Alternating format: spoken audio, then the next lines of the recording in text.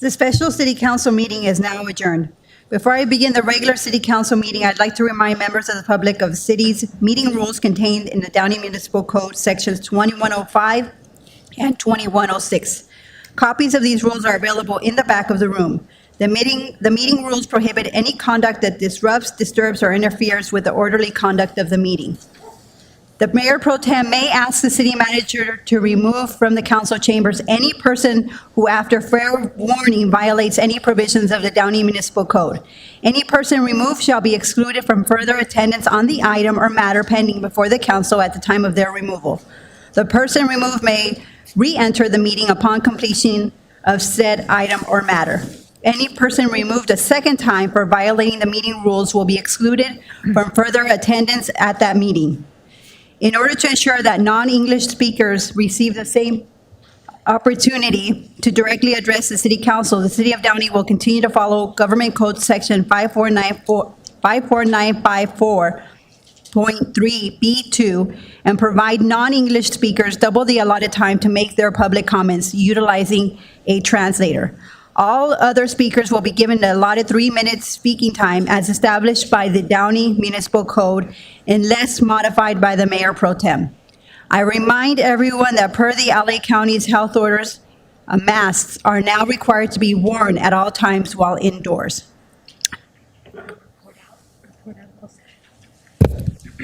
And before we proceed any further, Madam City Attorney, do we have anything to report out from closed session?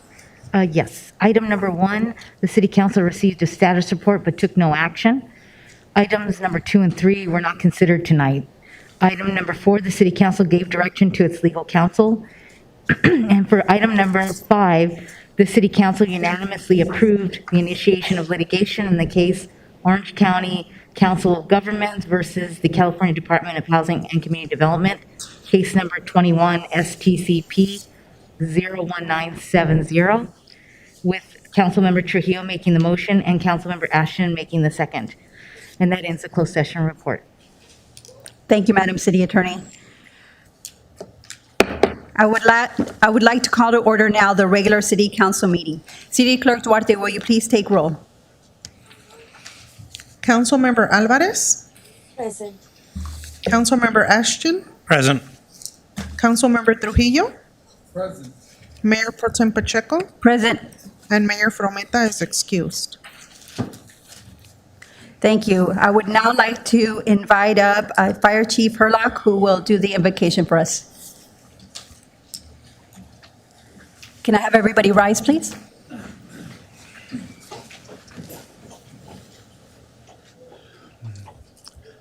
All right, let's pray. Lord, thank you for this great day. Thank you for all the great things you've done for us and given to us. We thank you for bringing us here safely. Lord, tonight we lift up City Council. We pray that you give them wisdom to make the decisions, the good decisions that we need to continue moving Downey forward. We pray that you give them courage to act on those decisions. Lord, tonight we also lift up the citizens of Downey. We pray that you provide prosperity and good health for them. We pray that you guide us through this meeting and provide safety for all of us. In your name, amen. Thank you. And now I'd like to invite up Downey Girl Scout Troop 17155, Madeline Saldaña, Camila Partida, Caitlin Larios, and Sofia Arriaga. They will be leading us in the Pledge of Allegiance. Put your right hand over your heart. Ready, begin. I pledge allegiance to the flag of the United States of America and to the republic for which it stands, one nation, under God, indivisible, with liberty and justice for all. Great job. Thank you very much.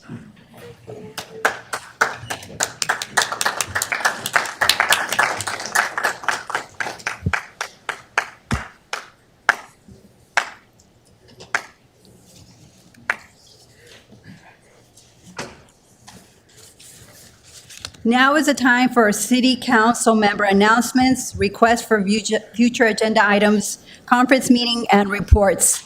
And I will start off to my far left with Councilmember Trujillo. Thank you, Madam Mayor Pro Tem. Welcome, everyone. Thank you for being here. Let's see, first and foremost, I want to say that I am very happy with the results of the Downey Pride Family Picnic that we had this past Saturday at Furman Park. Over 2,000 people attended. It was very well organized and a successful community event that I'm hoping the city will weave into the fabric of the yearly events that we have for the community. So at some point, I will be asking us to budget for this event in the future so that it's just part of the annual event. So at a later time, I'll be putting that in the agenda, but I want to bring that as we begin to think of next year's budget. So thank you to LA CATA and to the Office of Supervisor Janice Hahn, to our city staff, our police and fire department for assisting in the event and being present, and to all the sponsors. I hope the community is happy and enjoy the event as much as I did along with my family. One of the sponsors is Ferias Legales, and I understand that they provide community legal fairs so that our residents will be able to basically get free consultations in different areas of the law. Apparently they did it before. I would like to see if we can maybe calendar another Feria Legal, free legal fair for our Downey residents. I think they're at the Barbara Riley Center, and they'll have attorneys from tenant law to immigration to criminal defense. Trying to provide free consultations for our residents, if we could look into scheduling one of those. I would like to start a legal incubator. I believe that particularly with so many lawyers here in Downey, we should try to build mentorship programs where we can invite Downey residents who are in law to come and meet with young kids from Downey or kids who attend schools. I didn't know any lawyers until I was in law school. I knew I wanted to be a lawyer, and my mom told me I was going to be a lawyer, and I would do whatever that woman asked me to do. So, but I didn't have that contact. And now that I'm a lawyer, I would like to meet kids who want to be lawyers so they can meet me and know that if I did it, they can do it too. And what can we do to help you? Lawyers are, I think, they're very active in Downey. They love our city, they live in our city, and I would like to reach out to them and form sort of like a legal incubator. So I don't know if someone on staff could help me. How do we do that to build future lawyers here in Downey who hopefully will stay in our community even after they've gone to law school and raise their families here? The third thing is I would like the city surveyed, or maybe we already have it through Public Works. I want to know, do we need more lighting in some of our neighborhoods? I want to find those spots. I'm hearing that from a public safety concern, we can use more lights. Please understand, Downey residents, that a cost like this will probably be passed on to you. We will see what we can do to mitigate those costs. But if residents want lighting, then let's try to give it to them and see if it's something feasible that we can make happen. So we may have a survey already, but I'm hoping there's a way that if residents feel they want lighting, that they can reach out and say, hey, come take a look at my block, right? So I would like some sort of report on, do we need lighting, more street lights really, and where? So we can establish a plan of how we're going to approach this. Again, this is public safety. You know, we hear more vehicle thefts, and perhaps darker streets at night. I don't know, but if I could have an idea of where the need is for lighting, please. And the fourth thing is, I would like a survey of all our parks. I was trying to connect to Wi-Fi on Furman when I was at Downey Pride, and I couldn't do it. But maybe it's just me. I want to have free Wi-Fi in all our parks. I would like that to be a goal, if it's not already. So I would like to know, what parks do we have Wi-Fi and which do not? And when can we get Wi-Fi in those parks? So Wi-Fi in the parks. So those four things, thank you very much. Madam Mayor. Sorry, I'll have our city manager address some of those concerns. Yeah, absolutely. So in terms of being able to identify streets in the city that need lighting or residents want lighting, actually I've been working with the Public Works Director on that. We're hopefully going to present something back to the council on that particular item. As far as the Wi-Fi in parks, we currently have Wi-Fi at several parks. Ben Dicko is here. And Ben, you want to remind me what parks we have Wi-Fi at? Yes, please. And those that we don't, we will come back to you with a plan of how to potentially get some Wi-Fi at those locations as well. Thank you very much. The parks that are part of the virtual library system is Discovery Park, Apollo Park, the Civic Center, and should be Furman. Yeah. You need a library card, though, to be able to access that right now. So it's free. I have one. Good. I could sign you up if you wanted.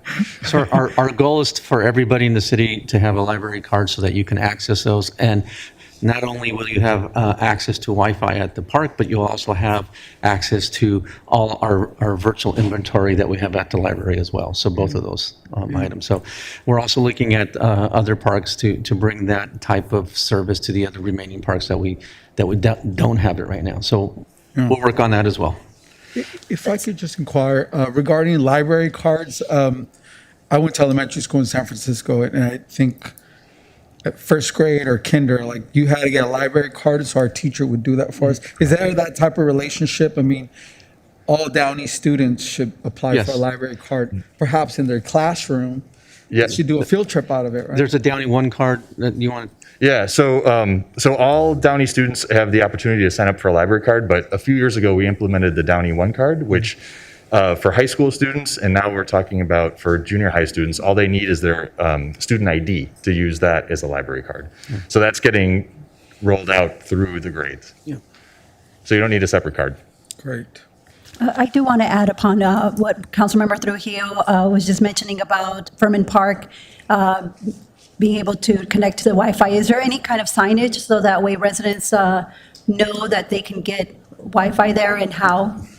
Good point. And that's actually the thing that I think it was on the council meetings that was mentioned, and we were working on that as well, making sure that we have signage out there for people to get that. So we'll get that stat. So. Okay. And that concludes your, Yeah. That concludes my comments and requests. thank you, Councilmember Trujillo. And those are some good comments. Thank you very much. And next up, we have Councilmember Ashton. Thank you, Madam Mayor Pro Tem. Good evening, everyone. I'll try to keep my comments brief, but I've got one somewhat lengthy item I wanted to discuss. Excuse me. One of the committees that I sit on for, in my services council is the Eco Rapid Transit. Basically, that group started a while ago. Former council members Kurt Kartosian and Luis Marquez sat on that group before me previously, so that you can tell it's kind of been around for a while. What they've been focusing on is what's commonly known as the West Santa Ana branch. That is the new light rail line that they've been trying to get developed from Artesia to, our goal was for Union Station. So this has been kind of a long, arduous process. Right now, we're kind of at the spot where they're releasing the environmental studies that they've done. So they just released that last week, I believe, maybe a week and a half ago. And it's the public's opportunity to comment on that project. So they've they were only going to have it out for 45 days with the urging of the EcoRapid board. They've expanded that to 60 days to give the public enough time to comment on the process. I really encourage each and every one of you, not only here, but in the neighboring cities, to take a look at this project and see what they're going to be doing, just so that way, if there's an issue that you see that's coming up or related to that project that you have a concern about, please let us know. Normally, when they do these, they have like in-person meetings, but obviously due to the COVID issue, they're not going to be having those, but they will be doing virtual meetings. There's an opportunity to submit comments via email as well. If you go to metro.net and just click on the West Santa Ana branch button, you can get all the information. They have a video on there talking about, just a brief synopsis. They have a lot of the documents that are required for people to go through. This is something that really can be a game changer in this area. Metro, and now I'm going to kind of go into my personal opinions on Metro. Metro kind of has a history, especially in this area, of doing projects where they don't necessarily do them well. They do them just enough to kind of get by. The two rail lines that we have in the Gateway Cities area is the A line or the blue line, and the C line or the green line. Now, when you look at the A line, that's the very first line that they did. Generally works pretty well until you get to the busy part in LA. Then they kind of said, well, it's kind of expensive to go underground. It'll be okay if we go on the street. And that section between Washington and to get to 7th and Metro, the end of the blue line probably takes just as long or almost as long as it does to get from the green line to Washington, which is a considerable, it's basically a poorly designed section, and they're realizing that now, and they're doing what they can to improve it at a larger cost. When you look at the next line, the C line, again, the same thing. Like, oh, this will take you to the airport. We can go straight to the airport, and then they stop a mile short. And then, in their infinite wisdom, 20 plus years down the road, now they're trying to fix it at an exponential cost. Right now, what staff has proposed for this line is to have this line go from the Artesia station to Slauson Avenue, which is the connection to the blue line, and then end it there for the next 20 some odd years till they decide to fix the rest of it.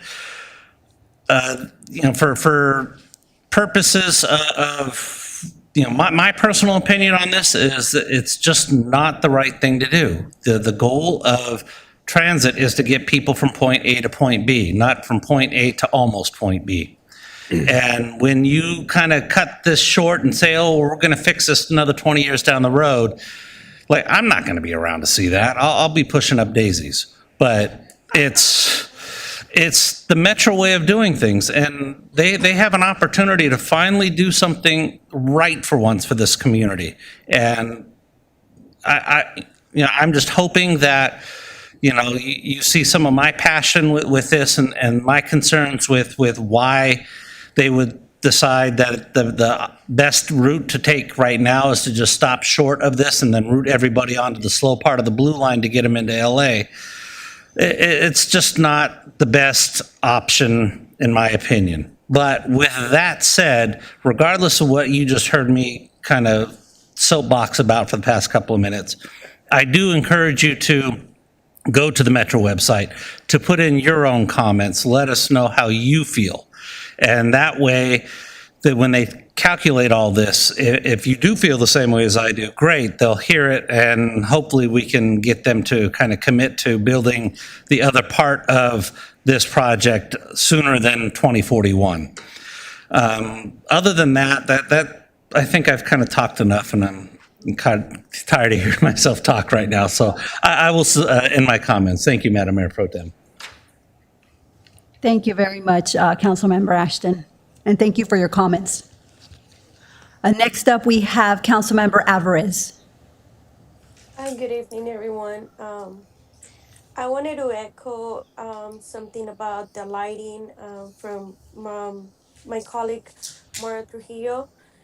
I think we need to look into that because there's a high percentage of robberies where we have a lack of lighting. I have been bringing this up way before.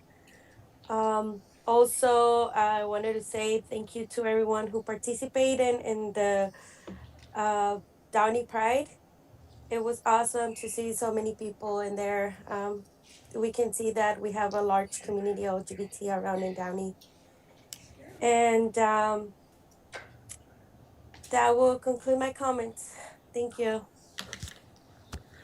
Thank you, Councilmember Alvarez. And to the members members of the audience joining us here today, thank you all for joining us for another in-person meeting. Hopefully, we can continue having these in-person meetings so that way you can come and voice your concerns and you can see what's going on in your city. So I appreciate you all being here. I do want to mention our Executive Director of the Chamber of Commerce is here. Michael Calvert, please raise your hand. Let's give him a round of applause. I have a few events that I attended. I'll try to be really brief, but I was busy the last couple of weeks. On July 29th, I had the pleasure of doing a ride-along with Corporal Valenzuela from Downey PD. It was an eye-opening experience. I was able to witness firsthand the type of calls that our Downey Police Department does. A lot of it is, as many of you are probably aware, is the homeless situation that we have. So a lot of these calls are mental health and dealing with homelessness. I also had the pleasure of speaking with Dr. Sarah Church Williams, who is part of our mental health evaluation team. And she was out also in patrol with one of our officers. And it was just a pleasure seeing everything that our Downey Police Department does. So if I can ask Captain Murray, can you please thank Corporal Valenzuela for her service, dedication, and just her overall professionalism on all these calls? Thank you. And then to also our Downey Police Department, thank you so much for doing everything that you do. We have 2 officers in attendance. Can we please give them a round of applause?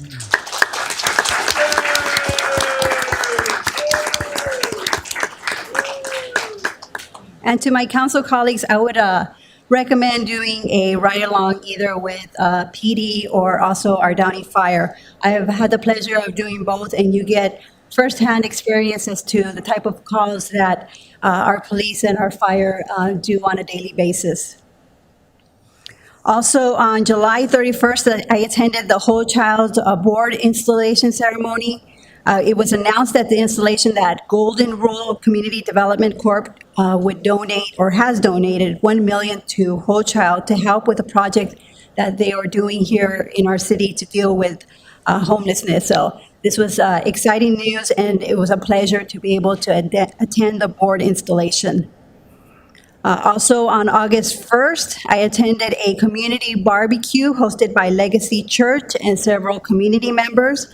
It was nice to see the community come out and enjoy, it was a rather hot day, but enjoy some time with family, and just, it was fun, a lot of fun with food, with different activities for the kids. So it was just a lot of fun in which some of my council colleagues attended. Our mayor was there, Councilmember Alvarez was also there, and Councilmember Trujillo were at that event. And last Tuesday, I attended National Night Out. I hope many of you had the pleasure of attending it as well. But it was a successful turnout with both our Downey Fire and PD in attendance and doing presentations for the community. So if you didn't get a chance to go this year, we hold it every year on the same day, always during the first Tuesday of August. And I also attended last Thursday the LA Division Cal Cities installation dinner over in the city of Calabasas. I'm actually the president, or was the president, for the LA Division, and it was my last president serving as last meeting serving as president for the LA division. We were in Calabasas because the mayor of Calabasas was sworn in to serve as the president for the LA division. And in Cal Cities, or League of California Cities, what we do is we discuss legislation, and we either support or we oppose this legislation. And I will continue to be active in Cal Cities to ensure that we continue to fight legislation that will have a negative impact on our cities, because it's very important to be engaged and involved with your state legislators and make sure that there's not legislation that's coming down that will affect our cities and our neighboring cities. And I know it was mentioned, sorry, I keep going on and on. I know it was mentioned the Downey Pride family picnic at Furman Park. What a success. Councilmember Trujillo, Councilmember Alvarez, thank you both for working hard on this.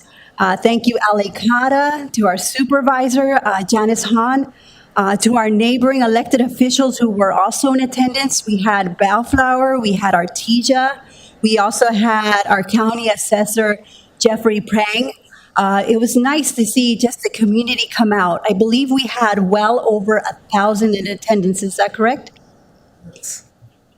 So it was a huge success. And I'm looking forward to, again, having it again next year, because there was Kiwanis was there, Downey Fire, Downey PD. It was just an overall good event, family-oriented, petting zoo. So if you didn't get a chance to go, the plan is to have it again next year with the help of Supervisor Hahn. And it's just, I hope you're able to attend next year. And if Saturday wasn't busy enough, I also attended the Gangs Out of Downey backpack giveaway over at Golden Park. Another huge success. We had a lot of people in attendance. Backpacks were given out to kids so that they can get ready for school. And also food was provided. So it was just another family-oriented event. And at Golden Park, there was also a movie night, and a vaccine clinic was also there. And that way, that will actually segue into upcoming events. Tomorrow is Concerts in the Park with the Downey Symphony, in which we will have another mobile vaccine clinic. So if you have any family, friends who still need to get vaccinated, please let them know. Tomorrow, 6 to 8 p.m. over at Furman Park. And I have some exciting news to share about some ribbon cutting ceremonies for our 2 fire stations. It is Fire Station 2 and Fire Station 4. There will be ribbon cuttings. Fire Station 2, which is located on Imperial Highway near Stocks. That will be from 10 a.m. to 12 p.m. Fire Station 4, which is located near Doty Middle School off of Imperial Highway, that will be from 1 p.m. to 3 p.m. So join us for the ribbon cuttings, because after the ribbon cuttings, we will have a special tour for small groups of individuals to see the new fire stations. The only thing I do want to remind everybody is when you're inside the fire station, we're asking, of course, that you wear your mask due to the LA County mask mandate. And one final item I do want to bring up. I'd like to see if we can look into possibly creating a policy as to how items are placed on the agenda. I know cities have policies, and I'd like to see if having something like that makes sense for our city. Okay, sure, Madam Mayor.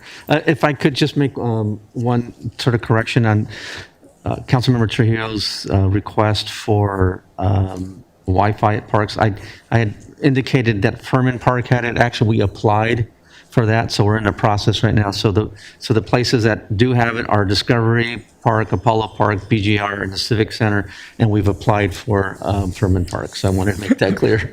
I feel better because when they said that they had, I'm like, okay, I just Yeah. don't know how to Yeah, sign yeah, on. I look totally dumb Yeah. up here, but see, I've been vindicated. It Yeah. wasn't. All right. And if I could take a point of personal privilege to thank our Mayor Pro Tem for a year of service on the League of Cities, and to thank Sean for his current leadership in Independent Cities, and Claudia for being active in Aleo and Contract City.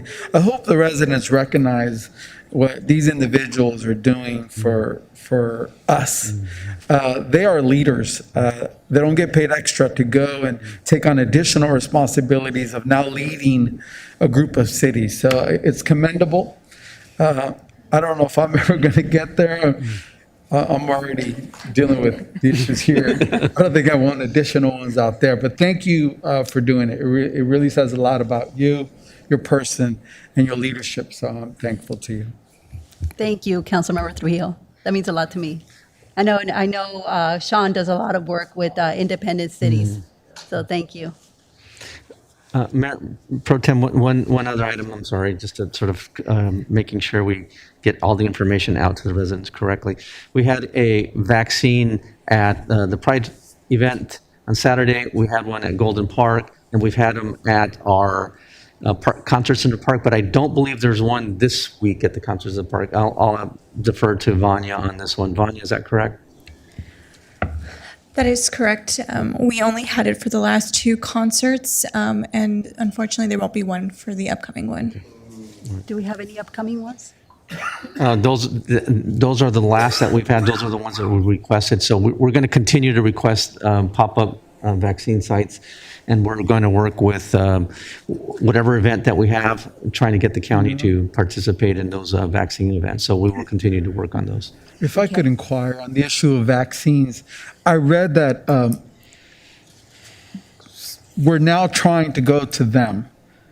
Yes. Somebody out there, I don't know if it's a city or whatnot, perhaps we could look into it, is literally will now go to your house to give you the vaccine. I don't know if it's something we could look into to see, even if there's a cost involved. I mean, some people might pay for somebody to go to their house. Sure, absolutely. And that's something we've been, urging. Certainly, if we controlled them, it would, we can certainly do that. We've actually tried to get events in our hands in order for us to be able to host those types of events. But we will work with the county. We'll see what we can do about maybe getting people out into the community, sort of door to door. So Another question I have, I mean, we have what, two? How many hospitals do we have in Downey? we have 3 if you count Rancho Los Amigos as well. So. Can any Downey resident, or can anyone walk into any of those 4 hospitals and say, I want a vaccine? I think the way they've distributed them right now is through a pharmacy. So you can walk into a pharmacy right now, any pharmacy, and get a vaccine, and they're free. So Vanya, do you have any additional information? That is correct. Yeah. So, Yeah. so I will also just note that LA County has various sites that you can walk up to attend as well. You would just have to go to their Department of Public Health website where you can get information on where to locate them. So, and is there somebody there? Let me get this straight. So any Downey resident could go to the CVS on Firestone Yes. and get vaccinated? Will there be somebody there? yes, yes. Well, I think if we could disseminate that information through our city official social media, dear Downey residents, please come to any pharmacy and get vaccinated for free. Yes, and we've done that in the past, and we'll do it, and we'll continue Thank to you. do it. So yes, absolutely. Wow, that's great to hear. Thank you. Thank you. Is that it? Going once, twice? No other comments? All right. All right, now I will go down, and I have 2 presentations, and I will eventually ask my council colleagues to join me as well. But let me go ahead and go down.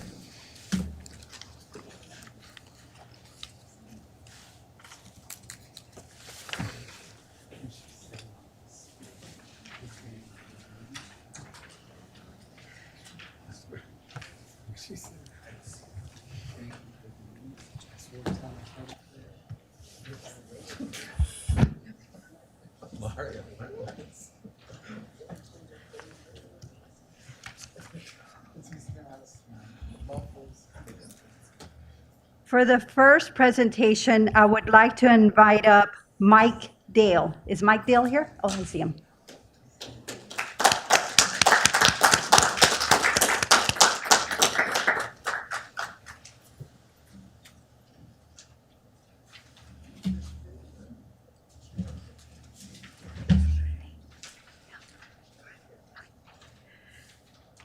Okay, Mike Dale is a little shy, so let's give him a round of applause.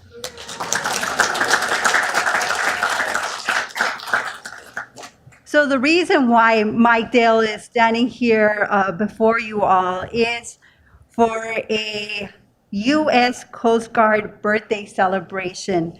The U.S. Coast Guard celebrates 231 years, is that correct?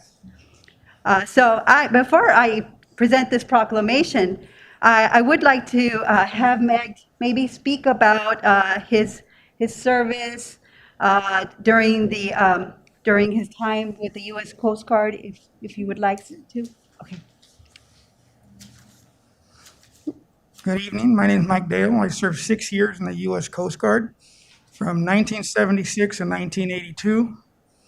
I did 2 Arctic deployments, 2 Antarctic deployments, and I was involved in the Cuban boat lift in 1980. Thank you. Let's give him a round of applause.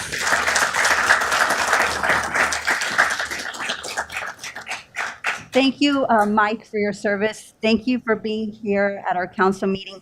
I have for you a special proclamation which reads as follows. Whereas on August 4th, 1790, the Revenue Marine, the preceding form of the United States Coast Guard, was created by the newly formed United States Congress to prevent smuggling and enforce federal tariff and trade laws. And whereas in 1915, the Revenue Cutter Service, the successor of the Revenue Marine, merged with the United States Life-Saving Service by congressional action, thus forming the modern U.S. Coast Guard. And whereas with a fleet of more than 100 boats and 15 cutters in the Commonwealth, the U.S. Coast Guard prevents crime, facilitates commerce, and conducts rescue missions. And whereas the Commonwealth is proud to be home to nearly 6,000 personnel, active duty Coast Guard, reservists, civil servants, and their family members at 6 stations and 2 major installations. And whereas the U.S. Coast Guard is an important presence in the local, regional, and national and global community, and today we recognize those who sacrifice to keep our country safe. And whereas we honor those who serve in the U.S. Coast Guard, a unique branch of the military that serves as maritime law enforcement agency and a federal regulatory agency. Now, therefore, signed by our mayor, Claudia Fermetta, of the city of Downey, do hereby recognize August 4th, 2021 as the 231st birthday of the United States Coast Guard. And I call this observance to the attention of all of our citizens. Thank you for your service.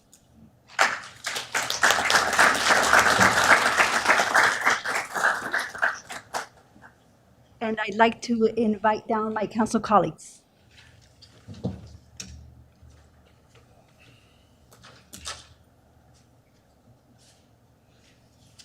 Put you in the middle.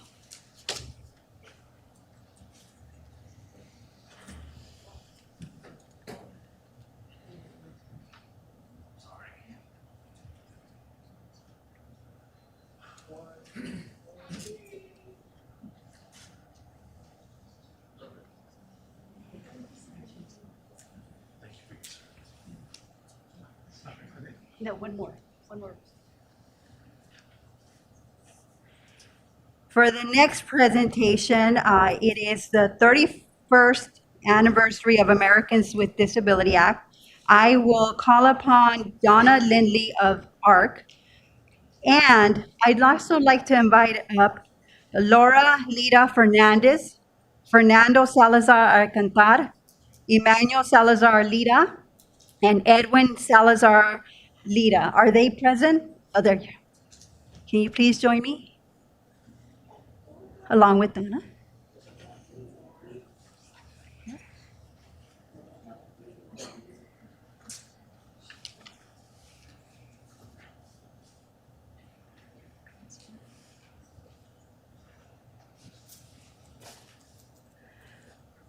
I have here in front of me two proclamations with respect to Americans with Disability Act. But I'd like to invite up Donna to tell us what ARC does for the community and the services that ARC provides. Because I know I'm aware of it because of Kiwanis, but I don't know if everybody in the community is aware of what ARC does and about their annual ARC Walk.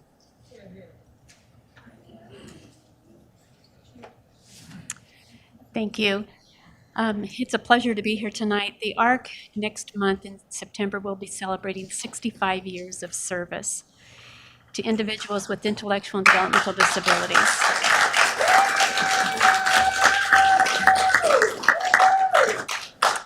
It was started by a group of parents, and probably very similar to the stories that they have, of advocating for their sons and daughters to provide for them and to help make a way to where we are today, where we are including people and helping them reach their fullest potentials.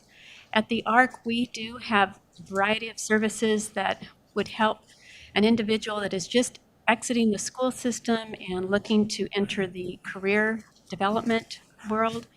We also have programs that are for individuals that have been with us for a while or been out in the community for a while and are ready to retire and are still wanting to be a part of an organization or a group of people that they can identify with and socialize with. We also have a culinary arts program for people that are wanting to explore the art of cooking. And we have provided some many desserts and things to different functions. We have a variety of programs. I would urge you, if you've not come by and seen us, when things do open up just a little bit more, come and see us, but also definitely join us. Our ARC Walk is always in the month of March, and it will be, it's been a virtual walk the last couple of years, but we're hoping to have an in-person walk this coming year. Thank you so much for this opportunity.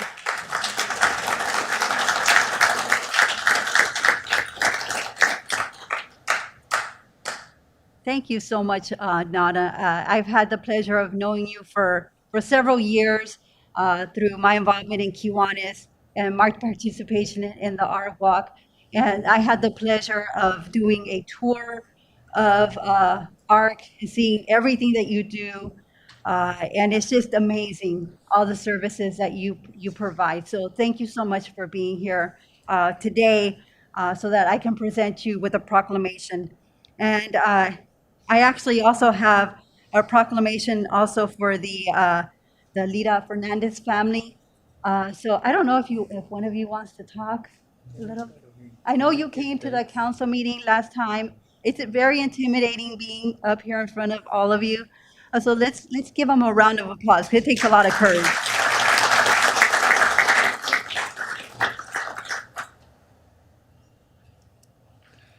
Sorry, good evening.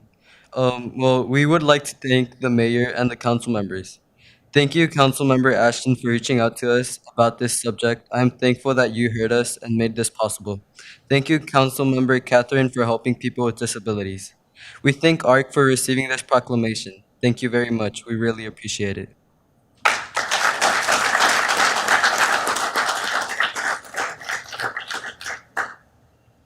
So thank you also for being here. I'm glad you reached out to Councilmember Ashton and Councilmember Alvarez were able to help you. So thank you very much. And I have here with me a proclamation which reads, whereas 31 years ago, on July 26, 1990, our nation passed the Americans with Disability Act. And whereas this landmark law affirms and protects the fundamental rights of people with disabilities, the right to equal opportunity, economic self-sufficiency, independent living, and equitable participation in every aspect of American life to empower all people to rise above their circumstances and achieve their dreams. And whereas the ADA was the first comprehensive civil rights law prohibiting the discrimination against individuals with disabilities and guarantees equal opportunity in public accommodations, employment, transportation, and many other areas. And whereas the ADA has made our community's economy and country more substantial and more vibrant and has helped uphold the dignity of the estimated 61 million Americans who live with a disability. Whereas, as we celebrate the monumental legacy of the ADA, let us recommit ourselves today to upholding and strengthening its protections and continue to advance equity, dignity, access, and inclusion together with the disability community.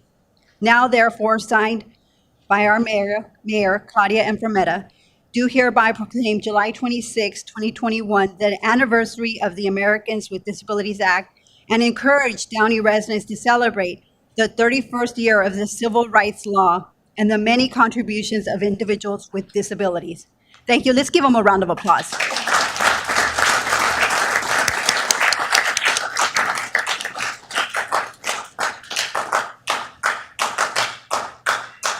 And I also have here with me the City of Downey lapel pins, so that I hope you can all wear it with pride.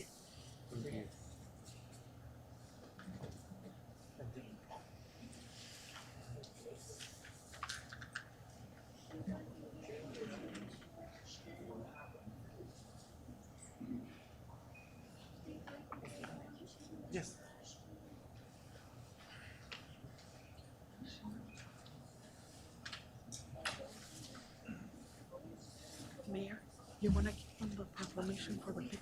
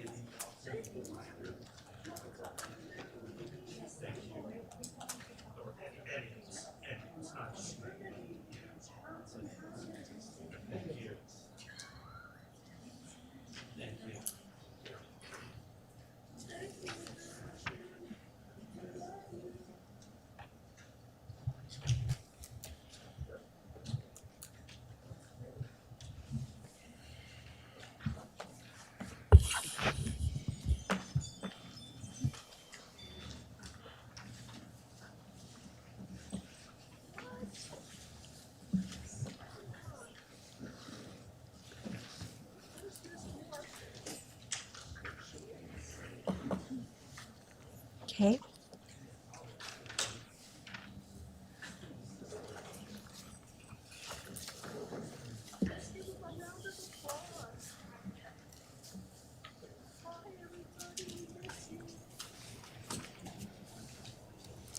I will now proceed to our public hearings. Public hearing number 1 is being tabled to the regular city council meeting of August 24th, 2021. That therefore leaves us with 2 public hearings this evening. The first is the adoption of city's active transportation plan. 2 actions being considered for this item are: 1, receive and file presentation on the city's active transportation plan by FEHR and PERS, P-E-E-R-S, and adopt a resolution of the City Council of the City of Downey finding that the active transportation plan is statutorily exempt per the requirements of the California Environmental Quality Act in accordance with Section 21080.20 of the California Public Resources Code, and adopting the City of Downey active transportation plan. The hour having arrived, the public hearing is now open. City Clerk Duarte, do we have proof of publication? Yes, Mayor Pro Tem. Can I have a motion and a second to receive and file the publication? So moved. Is there a second? Second. Second heard from Councilmember Trujillo. Can we please take a roll call vote? Yes, Mayor Pro Tem. Councilmember Alvarez? Just a second. We're not there yet. Just a second. Sir, please sit down. I'm sorry. Councilmember Alvarez? Yes. Councilmember Ashton? Yes. Councilmember Trujillo, Yes. Mayor Pro Tem Pacheco, Yes. and Mayor Frometa is absent. Okay, now we will have a staff report. City Manager Rivas, do we have somebody who will be providing us a report? Madam Mayor Pro Tem, we do. Our Deputy Public Works Director, Ed Norris, will give you a presentation on this item.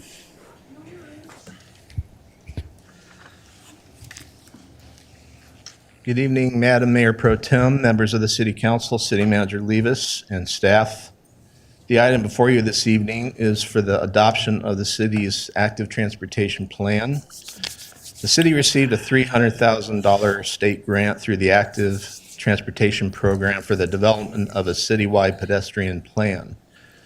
The pedestrian plan is now complete and has been combined with the city's bicycle master plan, which was previously adopted by the City Council in 2015, to form a comprehensive active transportation plan, which will essentially serve as the blueprint for the city, for the future of our city's active transportation system over the next several decades.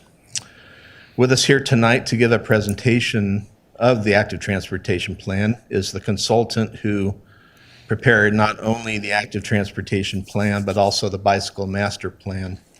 And that would be Mr. Miguel Nunez of the firm Fair and Peers, who I will invite up now to give the presentation.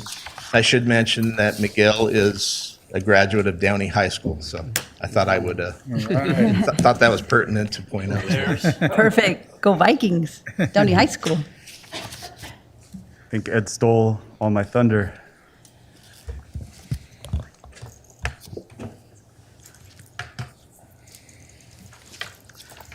Thank you very much, Council. I'm here to give you a brief presentation that covers the project. My name is Miguel Nunez. I am with Fair and Peers. I was the project manager for this effort.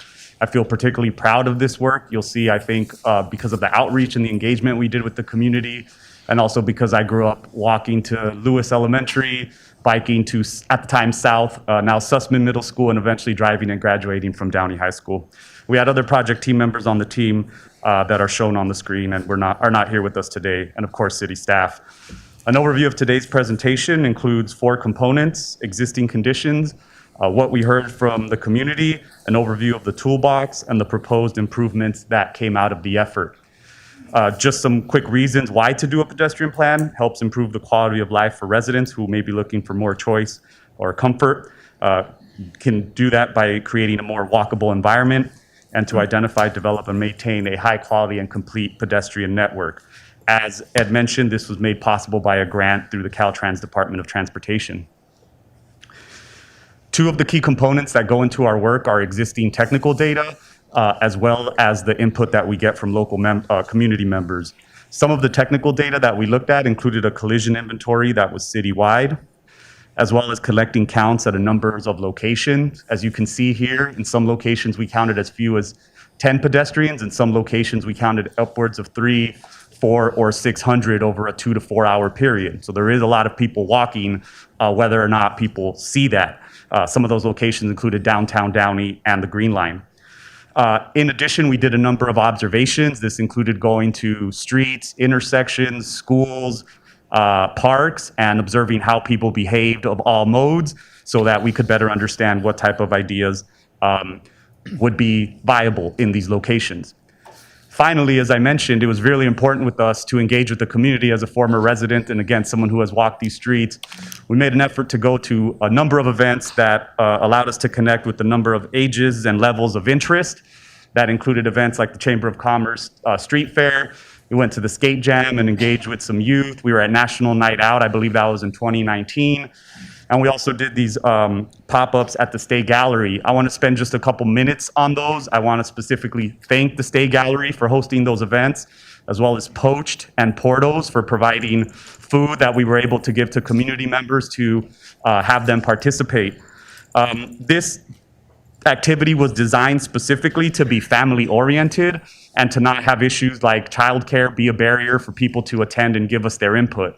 So what we did at the State Gallery is we fabricated and installed with our team member here, LA, who led this, a pop-up. On one end, we had origin, so places like schools, homes, places that people want to walk to and where they want to walk from. The idea was to do a fun artistic event where people could put strings along. And again, the idea was to include families and folks of all ages and abilities.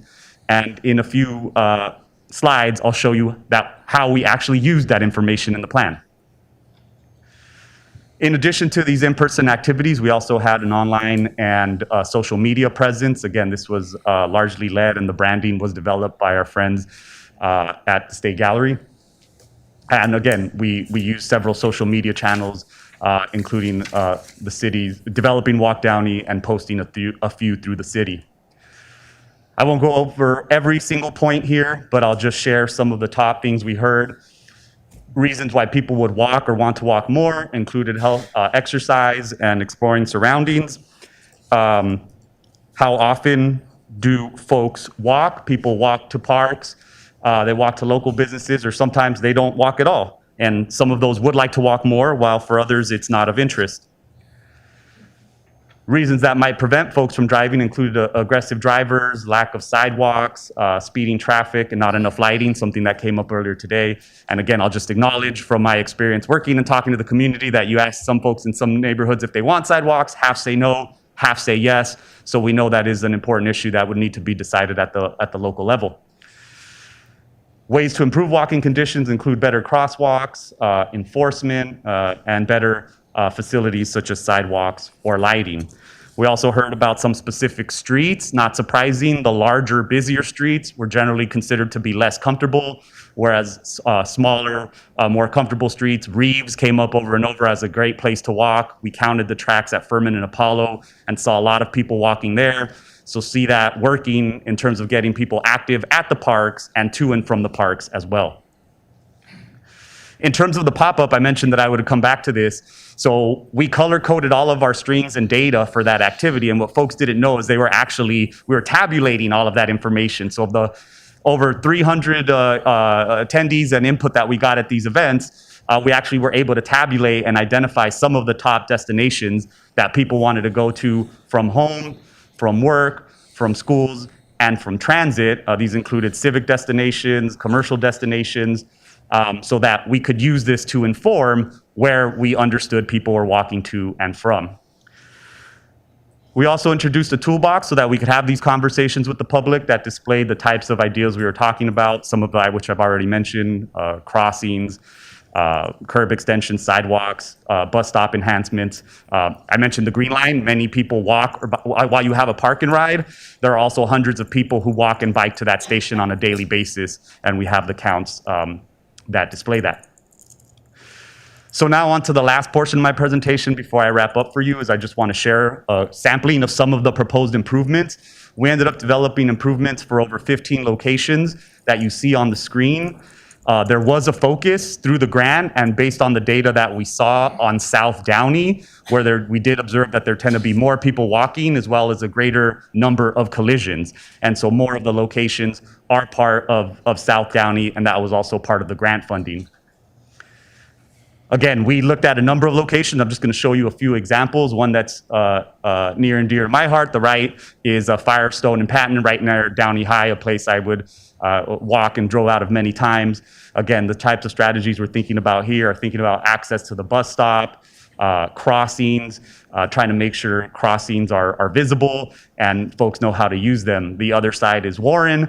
I'm not excited about that one, as you might imagine, for reasons we won't get into today, but also wanted to make sure that we thought about how folks get to and from. And another thing I want to point out here is we try to look at unsignalized locations as well as signalized locations in a variety of places so that we give the city strategies that could be used not only on these streets at these locations, but in the city of Downey, there are many intersections that are this, a Downey where you have a smaller street, whether it's a De Palma or an Alameda intersecting it. Similarly, within those neighborhoods, you have a lot of other similar intersections. So the idea here was that these will be able to be replicated throughout the city. I've already talked about the green line, so I won't get into too much detail here. But again, these are the 105 freeway ramps. You might be thinking, well, why are we thinking about pedestrian improvements there? Well, yes, it's true that it's a freeway ramp and there are a lot of vehicles that use that. But as I said a couple minutes ago, there are hundreds and thousands of people that get on and off the green line station every day, a very large proportion of which are on foot and maybe young and are walking through the area. And that's why we looked at these areas, these locations. A couple more for you. This is Lubick and Paramount, which again is not too far from Griffiths, as well as a location that might connect people who live in these neighborhoods and maybe shop in the nearby retail. And then we looked at some places around downtown, so New, 6th, and Downey Avenue. There was an opportunity here to add some striping, shorten some crossings, make the intersection a little more square, which just makes it less confusing for all users, whether you're walking or driving, as well as an opportunity to open up some potential space by repurposing this redundant road space here. The last few improvements I'll show you are more conceptual in nature and seek to create gateways and identifying features. For example, if someone is riding up and down the San Gabriel River Trail, they might come to this gateway, want to come into downtown Downey to grab a bite to eat or do something like that. So a place where they could say, hey, let's meet at the gateway, and then we'll cruise down the river path or head into Downey to grab some food, along with landscaping and other signage so folks know where they're coming and where they're going. Another corridor strategy that I mentioned, this is an example that we looked at Reeves because it came up so much, but yet there were opportunities to enhance, and that could be used on a number of other two-lane roadways, like some that I've mentioned or we've talked about, including such as Alameda. And what this entails is doing treatments such as curb extensions and really small traffic circles. They have stuff like this in places like Pasadena, San Marino, a few other locations, and they have been pretty effective in helping to slow traffic that often might speed through the neighborhood, as well as facilitating crossings for people who are walking in the neighborhood. Just a couple more slides and I'll wrap up. The Downey Bus Depot, in addition to the Green Line, this is another major transit asset that the city has and where you will find people walking and biking to it on a daily basis. We identified some ways to add some murals, some artistic elements, as well as crossings. And finally, wayfinding.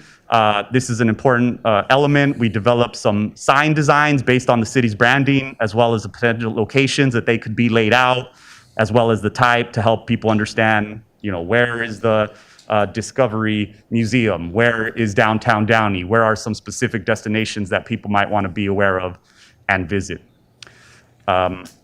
So with that, I will conclude my presentation. I thank you very much for your time and the opportunity to work on this effort. As Ed mentioned, this focus today was on pedestrians. It's being combined with the bike plan, and that way the city will have an active transportation plan that will ultimately make it more competitive for further grant and implementation funding. I will conclude my presentation with that. Thank you very much, and I'm glad to take any questions. Thank you very much. Great presentation. Do my council colleagues have any questions or comments? Yeah, Madam Mayor Pro Tem. So thank you again for the presentation. I won't hold it against you. You're a Viking as opposed to a bear. But ultimately, like the one thing that I just noticed right at the end, you kind of just threw in there. I wish you would have kind of, I guess not talked about more, but was the turnabouts. I've asked for city staff to look into those, and we've had presentations on that, and that's good to hear that it's not just me thinking it's a good idea. So I do appreciate that. I did have one comment, and I don't know if it kind of falls in this. I know, and this might be more for our staff versus you, but maybe you can kind of add some input into it too. So right before the pandemic hit, something that former council member Saab wanted to bring into the city, and I thought it was a really good idea, was the portable scooters, the Lime scooters and that. And I know we had a plan to do those, and they brought them in, and literally like 2 weeks later, the pandemic hit, and it just kind of went sideways.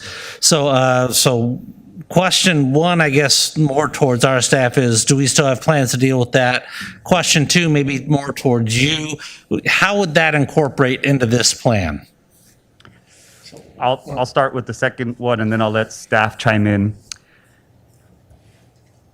That's a very tricky question, to be honest with you, because there are a lot of trade-offs. There are numerous benefits associated with the scooters. There are also challenges. One of those primary challenges is that they're intended not to be ridden on the sidewalk, where you often find pedestrians. I didn't care too much about this recently until I had a kid and was walking around with the stroller and a child, and it can create conflicts on the sidewalks if folks are not using them on the street. The way that connects to this is that the active transportation plan also includes bike lanes, and since the scooter is considered a vehicle, just like a bicycle, they should be generally on street, and you all are working to provide a designated space for that. Yeah. So I don't know if that helps answer your question. But again, it does provide benefits, helping people get out, walk and bike, less traffic, less parking demand. So all of these strategies together can help address a number of issues like getting more physical activity, reducing congestion, reducing parking demand, and just making places like downtown Downey, libraries, parks, and other destinations more accessible to your residents. I'll pass on to Ed for your first question. Did you Bertram, if you don't mind, I'll have Aldo answer the second question on. First question. First question. Yeah. Thank you, City Manager. As Councilmember Ashton mentioned, we did have a launch, and then unfortunately, we had the pandemic hit us. We are eager to bring them back when the time is appropriate. The large urban centers, LA, San Diego, they've made a revergence into those areas. When we've reached out, the company is still trying to reorganize to see how they're going to bring out their product. Once again, if they can't, we will seek to work with another company to do so. Okay, thank you. Councilmember Trujillo? Hi. Is Downey currently being marketed as a walkable city, or is that's where we want to go? I can't speak as to how it's being marketed, but in terms of my personal thoughts of the city, I mean, yeah, like I said, I grew up here walking. There are certainly areas, that I'm familiar with, mainly in North Downey, for example, that lack sidewalks and make it harder to walk. So I can't speak to how the city's being marketed, but overall, I would say yes, it has a fairly high degree of walkability and assets like a depot, a Downey Bus Depot, and a Green Line station and other destinations that are accessible by foot. Yeah. Of course, there's room for improvement. I agree with you. I think the city is absolutely walkable. That's one of the things that attracted me here to this city. I mean, I could walk to the dry cleaners, the bank, the hospital, the park, the grocery store from my house. I think we should, if we're going to make this investment, which I think absolutely we should, I'm in support of doing this, we need to engage our realtors so that when they are promoting Downey, one of the aspects they could promote is, and it's walkable. And I'm going to ask at some point that our website have the capacity where if I enter my address anywhere in Downey, it'll bring up the top 10 businesses that I may walk to. Hospital, bank, grocery store, park, cleaners, pharmacy, schools, bus stop for transportation. I want there to be a way where if I enter that, and I'm curious if I wanted to walk to one of those places, the computer should tell me and give me a proposed route. I want to build walking plans for people. Have you ever thought of walking into your address, and if you wanted to walk 15 minutes, we would propose this, right? And you're going to see a couple of cool things in Downey along the way. So I like where this is going. I plan on supporting anything that we're going to do in terms of investment to make this happen, as long as we're clear that I would like to see us be marketed as such, as walkable, and reach out to our realtors for that. So that's going to be website capacity. And in addition to that, I would like a map developed of places of interest. If you want to go walking with your family to Downey places of interest, here they are. I mean, it's going to be this far to get to here. It's going to get this far to get to there. But sort of spoon feed people these proposed routes to just make it easier for them, right? We've done the homework. If you're curious about walking, this is where you suggest you do it. So, that's it on this. Thank you for the presentation. there were no questions in there, but if I may just say that we did develop a map for places of interest for the wayfinding. It's buried somewhere in the report, but I can make sure that staff are aware of where that is, so that, if there's a desire to share that more broadly, it's been done and it's available. And then as far as the website, there is a service called walkscore.com. If you enter an address, it will give you a walk score as well as nearby destinations that you can walk to. There's also bike score and transit score, which allow you to look at that very easily. Over time, it has shifted to more of like a real estate apartment property search engine. So you'll have to deal with some of those advertisements and components, but you can get the destinations and a general rating of any location by address by going to that. And I'm glad to share that with staff to see if that could, again, be shared more broadly via through the city channels. I wonder if the city can purchase a plan where we reduce the advertising, right? So our residents could navigate it quicker. But how soon, what do we got to do to get that going on our website so we can start marketing? Hey, if you've thought of walking, enter your address on our website and let's get you going. Sure.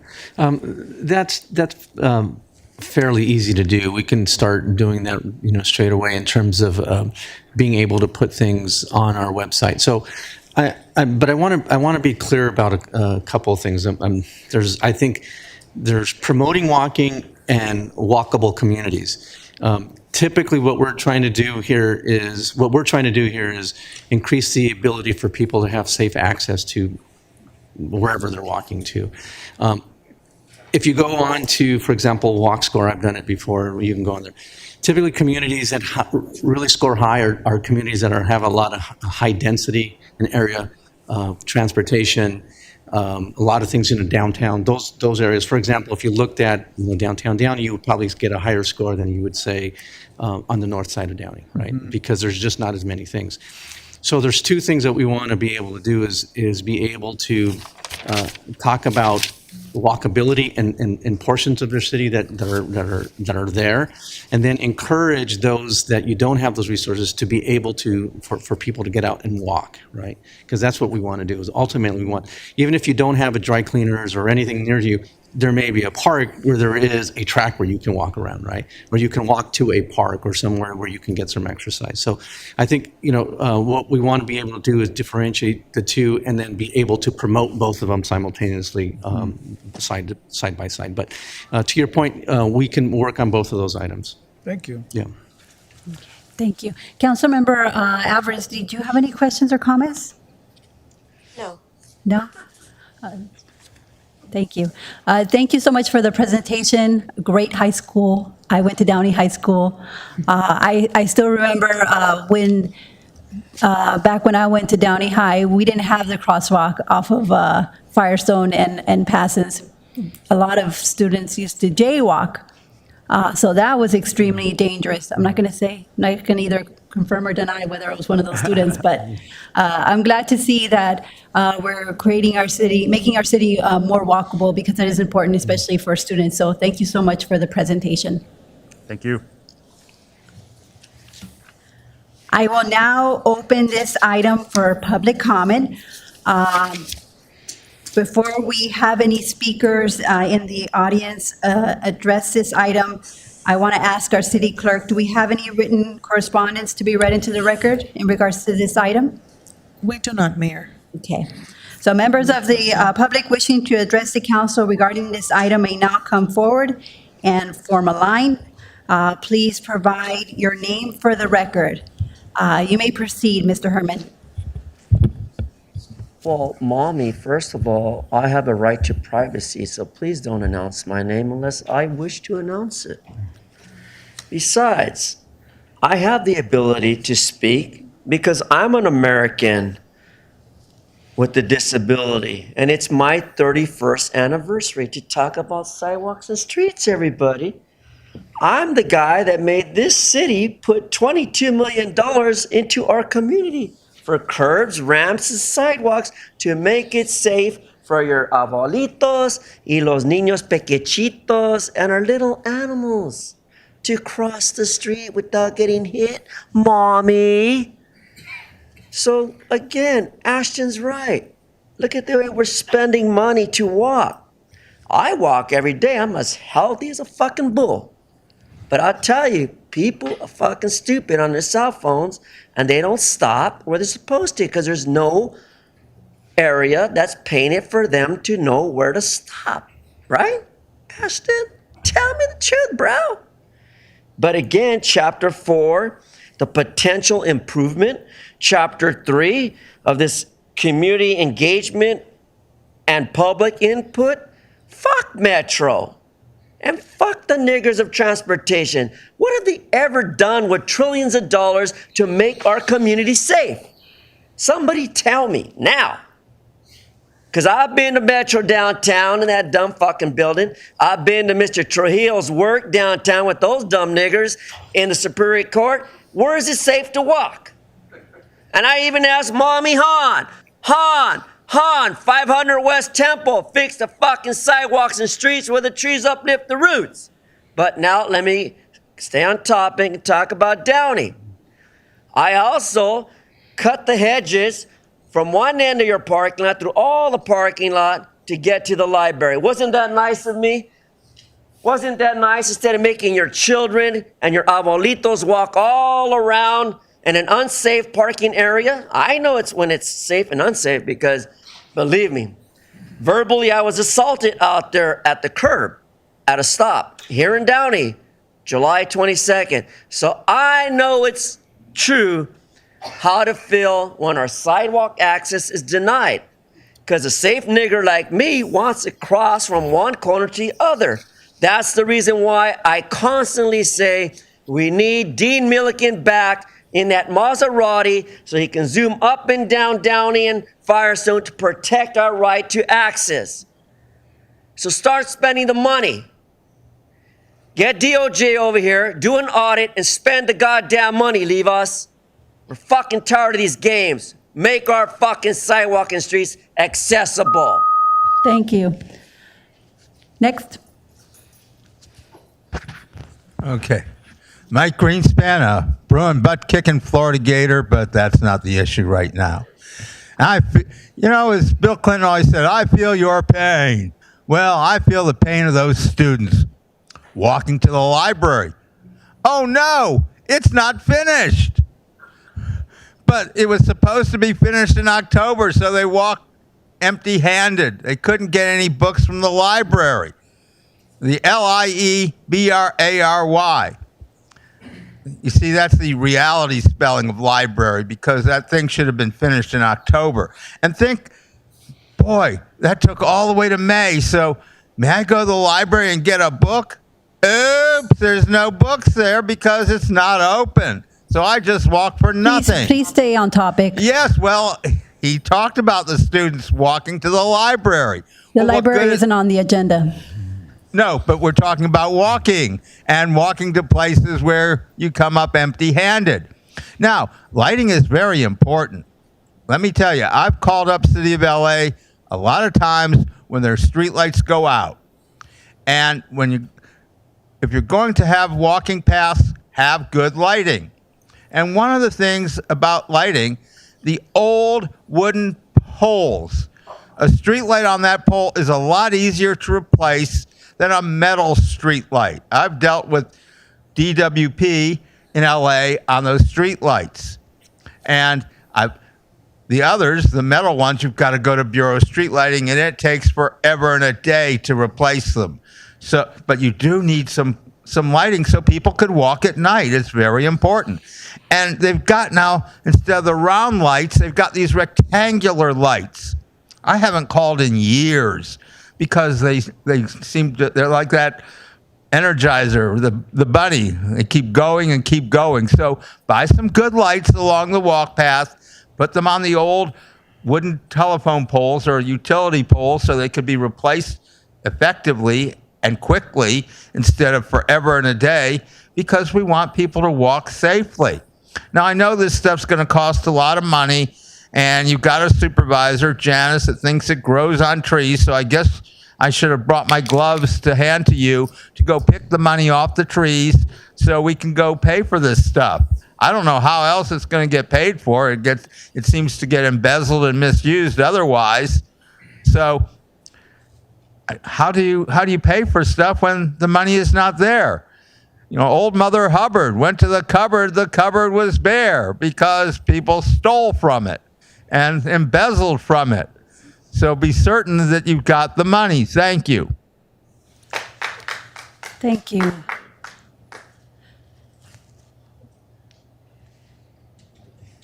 That's all right. That's all right. That's all right. Welcome.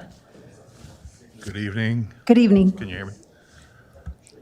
Yeah, as far as sidewalks go, I think the city of Downey downtown has more than accessible abilities to get around and walk around downtown. As far as the north side of town, we don't want any sidewalks in the north side of town. We like slow traffic, walking the streets. We like everything nice and slow. We could use a little more lighting. But as far as sidewalks go, if you want sidewalks in that setting, move to Pico Rivera, move to Norwalk. They have plenty of sidewalks for you there. Thank you very much. Thank you, sir. Oh, can we wipe down the area?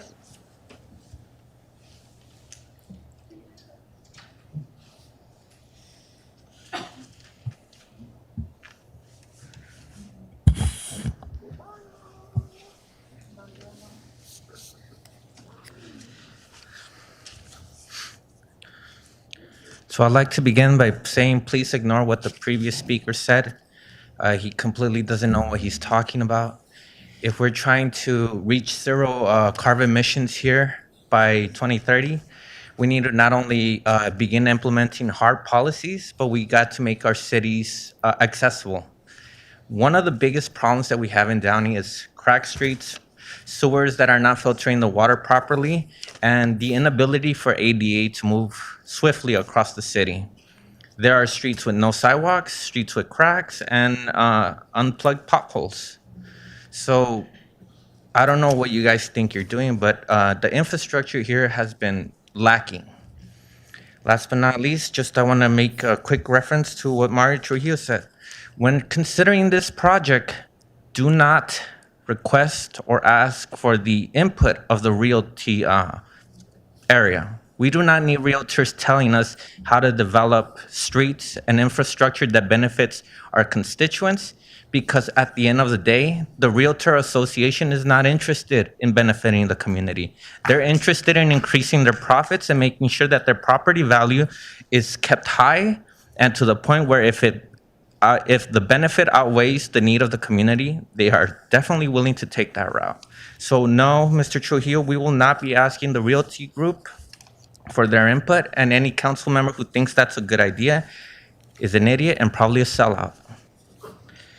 With that said, I do want to mention to leave us saying that there's nothing going on as much as on the north side of Downey. I think that's because a lot of the people who are complaining about these infrastructures in the real estate area are people who market and benefit a lot from houses in the 4th District and some areas of the Orange Estates, which are considerably heavy in the north side of Downey. I live in the 4th District. I live in those areas, and I gotta tell you, I would like to walk to downtown Downey or bike on a bike lane, which is currently not accessible at this moment. I've seen cities build entire infrastructures around biking, making sure that students can get to schools, to whatever needs that they may need. So when considering this plan, please don't put money into this, and please don't ask bad actors to help you build this structure, because the people you should be asking is the community. Thank you. Let's clean the area first.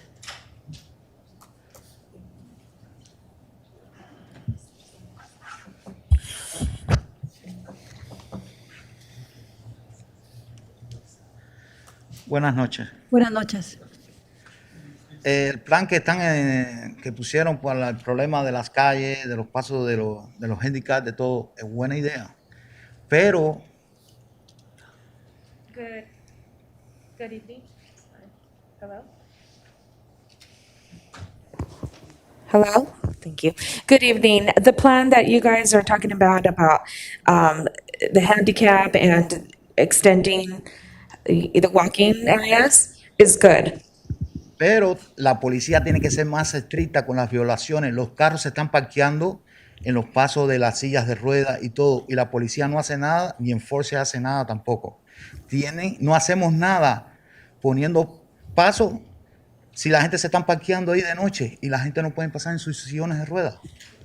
However, this plan is not so good because the police are not taking the action. They're not giving any violations or infractions because they're parking in the handicap spaces. They're not enforcing their laws. El jueves pasado me pasó por la mañana, eran las 7:30 de la mañana. Una policía estaba midiendo eso del carro porque el vecino habló, porque el vecino no le gusta que se le parqueen al frente. Pero había un carro parqueado donde es el paso de los handicaps y no le hizo nada. Entonces tuve que decirle, hey, ese es ilegal. Ahí es el que tienes que ponerle ticket, no el carro que hace un día que está parqueado ahí. Last Thursday at 7 a.m., I saw police that was giving a ticket to a person who was parked in an area that was in front of this other area, and they should be ticketing the people that are parking in the handicap spaces. Entonces mi conclusión es, no hacemos nada invirtiendo en todos estos pasos, ayudando a las personas handicapadas, ayudando a las personas que tienen problemas. Sí, se siguen metiendo violaciones y no están haciendo nada. In conclusion, what's the good thing about having these handicap spaces, and if they're not enforcing and they're not giving any violations? Por eso tenemos que ser más agresivos con esas violaciones, para que esté mejor el paso de las personas que sean handicapadas, las personas que andan en sus sillones de ruedas. Por eso está bien ese plan, los apoyo. Gracias. And that is why we have to take more action in the police trying to give out violations for the people who are illegally parking in handicaps. I am in support of your plan for sidewalks. Thank you, gracias.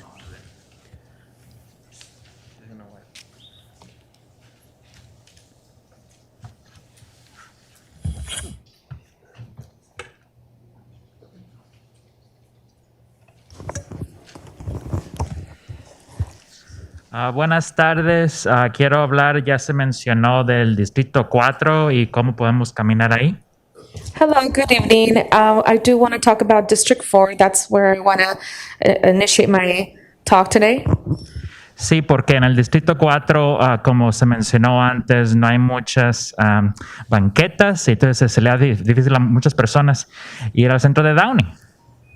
Yes, in the District 4, how it was mentioned, there's not enough sidewalks for the people of Downey.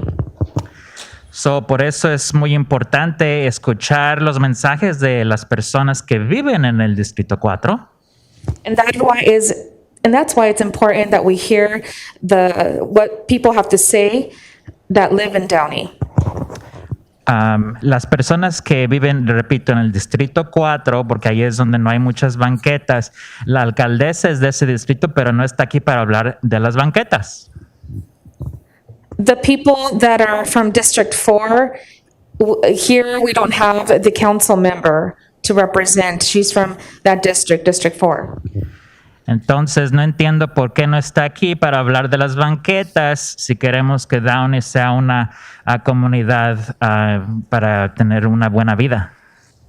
And that's why I don't understand why the council member in District 4 is not here if we're talking about trying to improve the city of Downey. Entonces, por eso le doy gracias a los constituyentes que sí están aquí, como el señor Martínez, que hablaron, porque eso es muy importante, que estar aquí si vas a estar afectado por estas policías. And that's why I think Mr. Martinez, who is here and who is talking about this.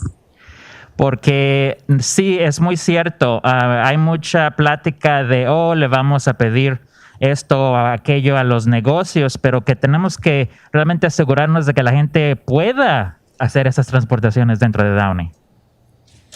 And so, yes, it is true. We are here to talk have more conversation and ask the business people to make these changes. No, no, no. Se necesita pensar muy bien para que el pueblo de Downey pueda manejar, ir a diferentes lados sin tanto costo, porque muchas personas no tienen suficiente en sus bolsillos. Entonces, por eso es importante escuchar los mensajes de la gente. And that's what we have to take in consideration and learn how to manage without costing too much of people, without taking too much out of the pocket, so we can better manage this. Exactamente, entonces repito, qué desgracia que la alcaldesa no está aquí, el Distrito 4, pero por eso hay que escucharle al joven Martínez. And it's a shame that council member from District 4 is not here. Thank you.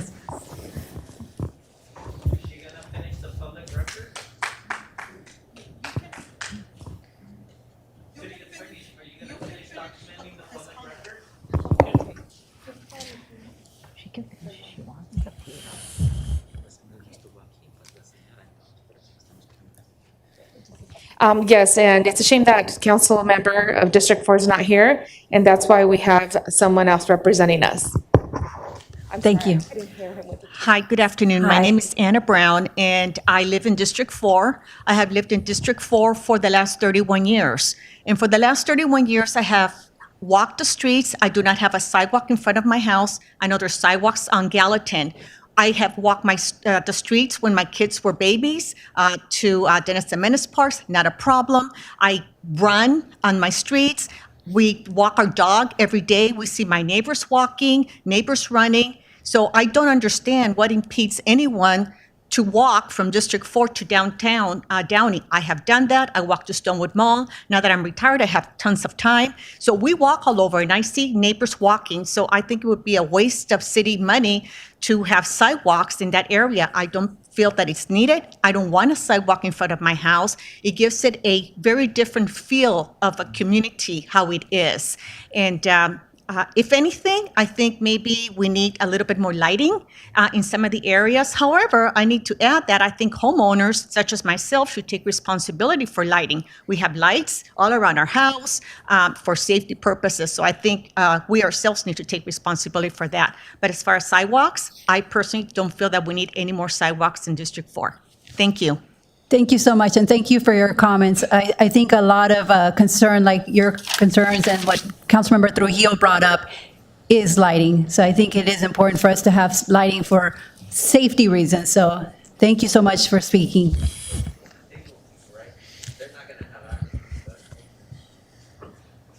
Thank you, welcome. Hello, hi, my name is John, and I live in District 3, and actually, I mean, I understand both sides, sidewalk or no sidewalk, and Can you bring up the microphone? Sure. Personally, I don't think a sidewalk to everywhere, but at least like since I have children who just running around, but like small streets, children try to walk on the side, but since it's very difficult to see by the car for the children.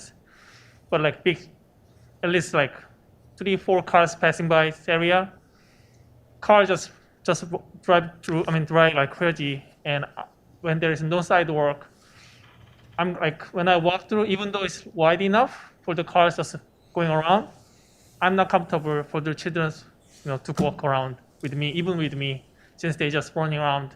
Probably for the girls, probably quiet and just walk with parents, whereas boys, they just run around. And so in the considerations, like major big like streets, the cars can park like 4 or 5, at least have a sidewalk, at least one side.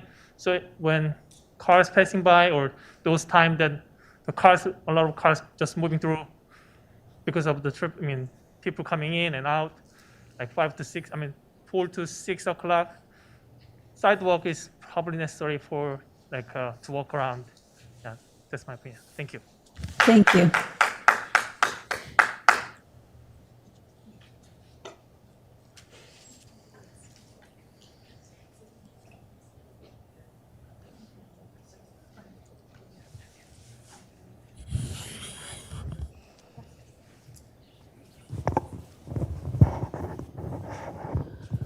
Buenas noches, mi nombre es Patricia y estoy aquí por primera vez.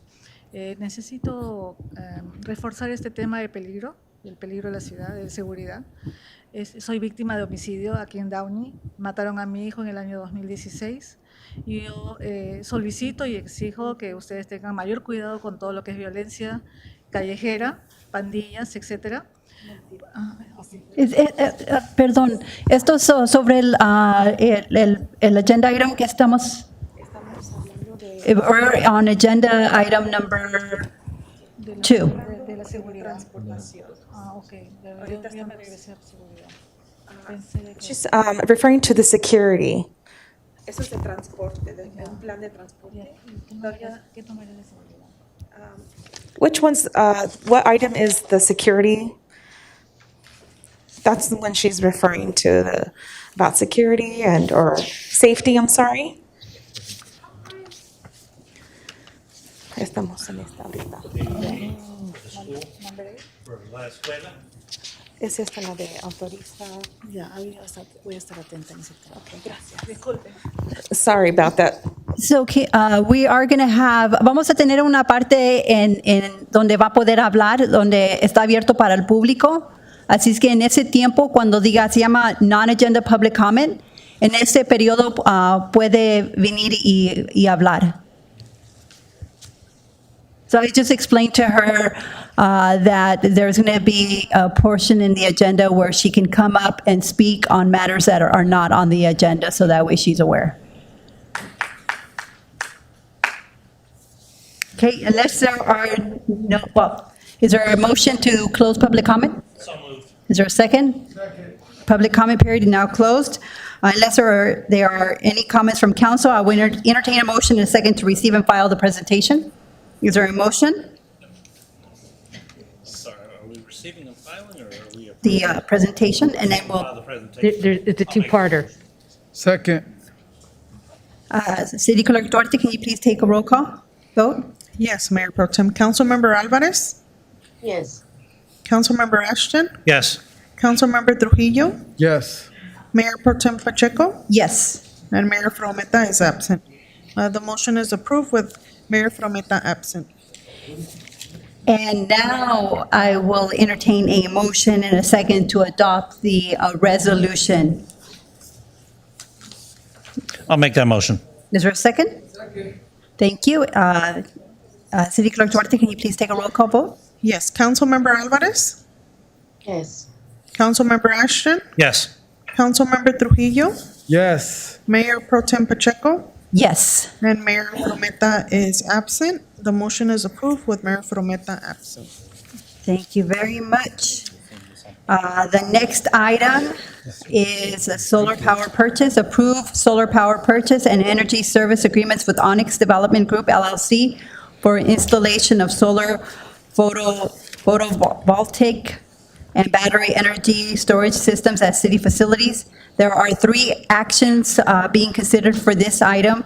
1, introduce an ordinance of the City Council of the City of Downey making findings for energy services contracting pursuant to California Government Code Section 4217.10 et sec. And the California Environmental Quality Act, and approving solar power purchase and energy services agreements with Onyx Development Group LLC. 2, authorize the mayor to execute the solar power purchase and energy service agreements.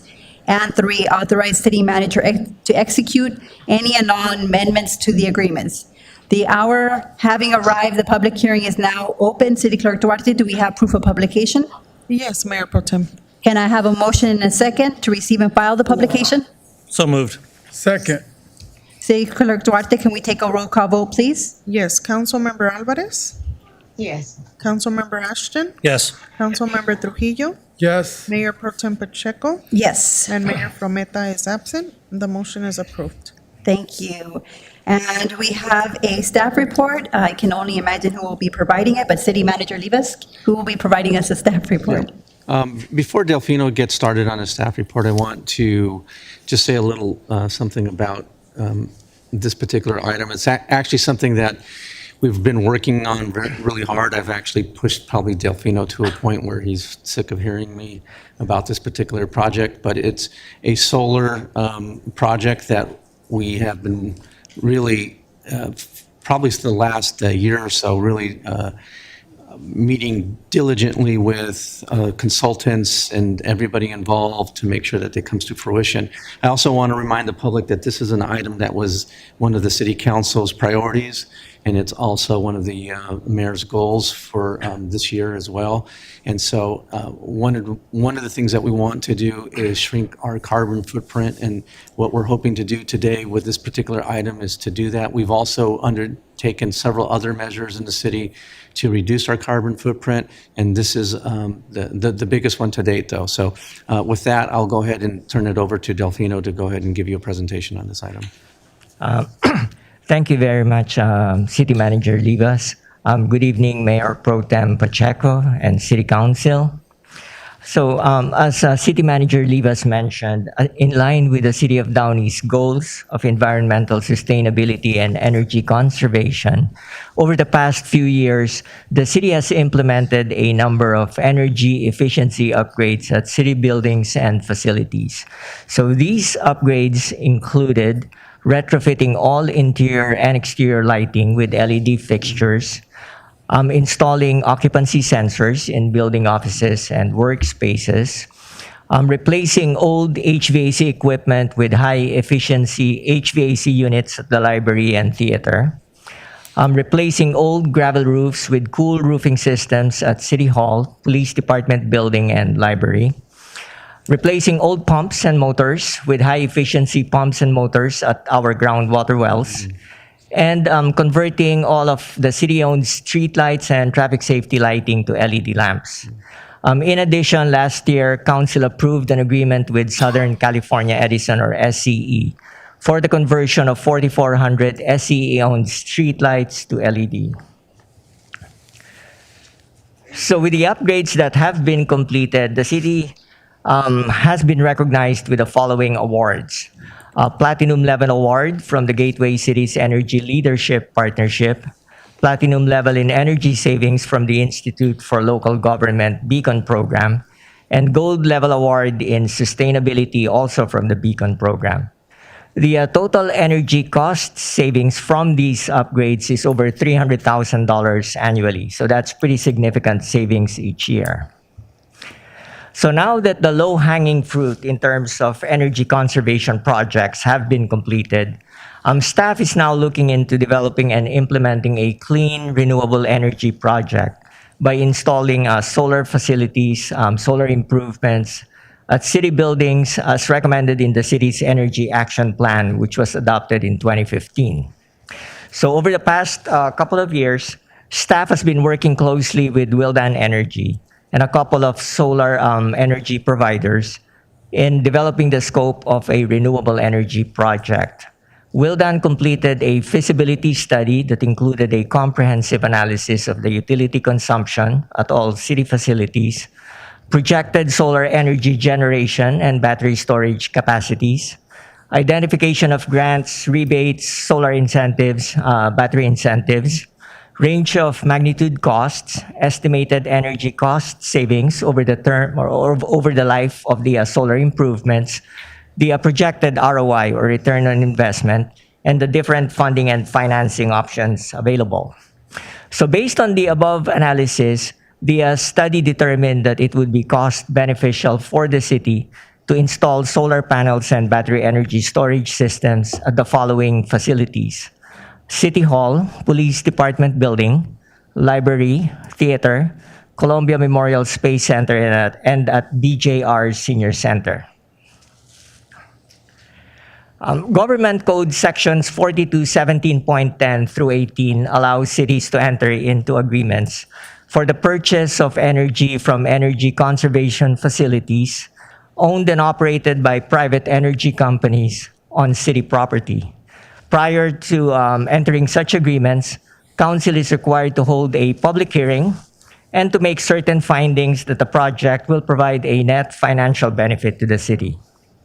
So in order to move forward with the project in August of last year, staff issued an RFP.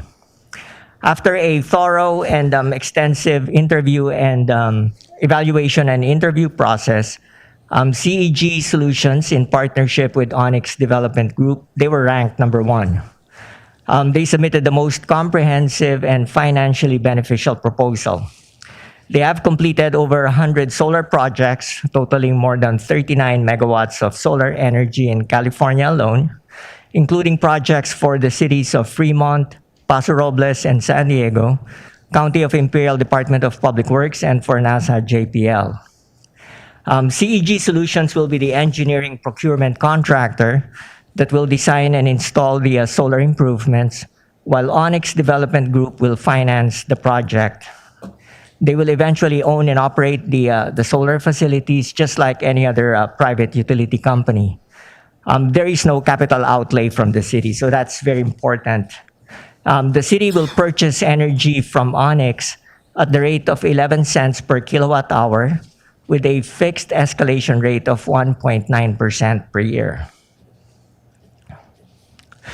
With that, I'd like to turn it over to Jonathan Brown of CEG Solutions, who will present the proposed solar improvements. Thank you, Delfino. And thank you for having us. I'm also having Sophie Fallon with Onyx Development Group co-present with me today. And we want to walk through the project, kind of look at it as an overview, and then step through each of the sites that Delfino talked about. And the program will touch 5 sites, a total of 1.6 megawatts. On an annual basis, it'll generate 2.6 million kilowatt hours. The second part of the project is energy storage. So we're generating clean power at these sites, and then at 4 of the sites, we're actually storing some of that power for future use. Let's start with the Civic Center. This is just an overview, really, of the 4 facilities here. It's going to comprise of rooftop solar and solar parking lot canopies. The first one is City Hall. It's comprised of a roof system as well as a battery system, and it's offsetting 33%, about a third of the usage in the building. The police department is both a solar canopy and a roof system, and a battery. What we tried to do with the canopies is disperse them across the area such that we're providing shade in all 3 of the parking lots, the west parking lot, the patrol lot for the police department, as well as a secure lot across the street. The theater and library is a combined site. You could see, could almost treat it as a virtual microgrid, where the solar, both on canopies and the rooftop, will actually connect at the theater and provide benefit to the theater itself, the library, and the city hall, providing offsets at the theater as much as 96%, and at the library 61%. This is a rendering of the canopy at the library. What we've attempted to show here is that the canopy won't distract from the facade of the newly remodeled library.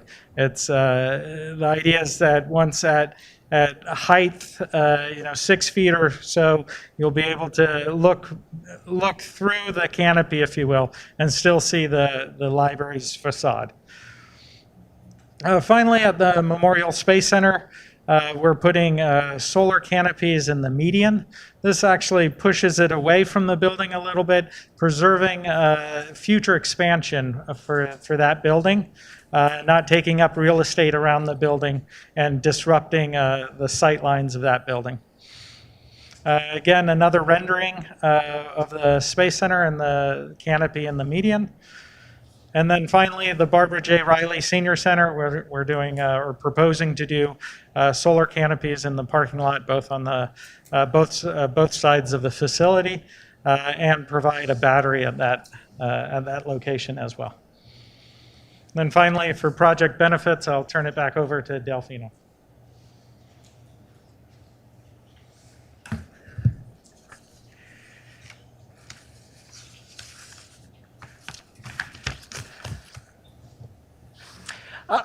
So this is definitely a great project. Some of the immediate and long-term benefits include providing 1.61 megawatts of clean renewable energy.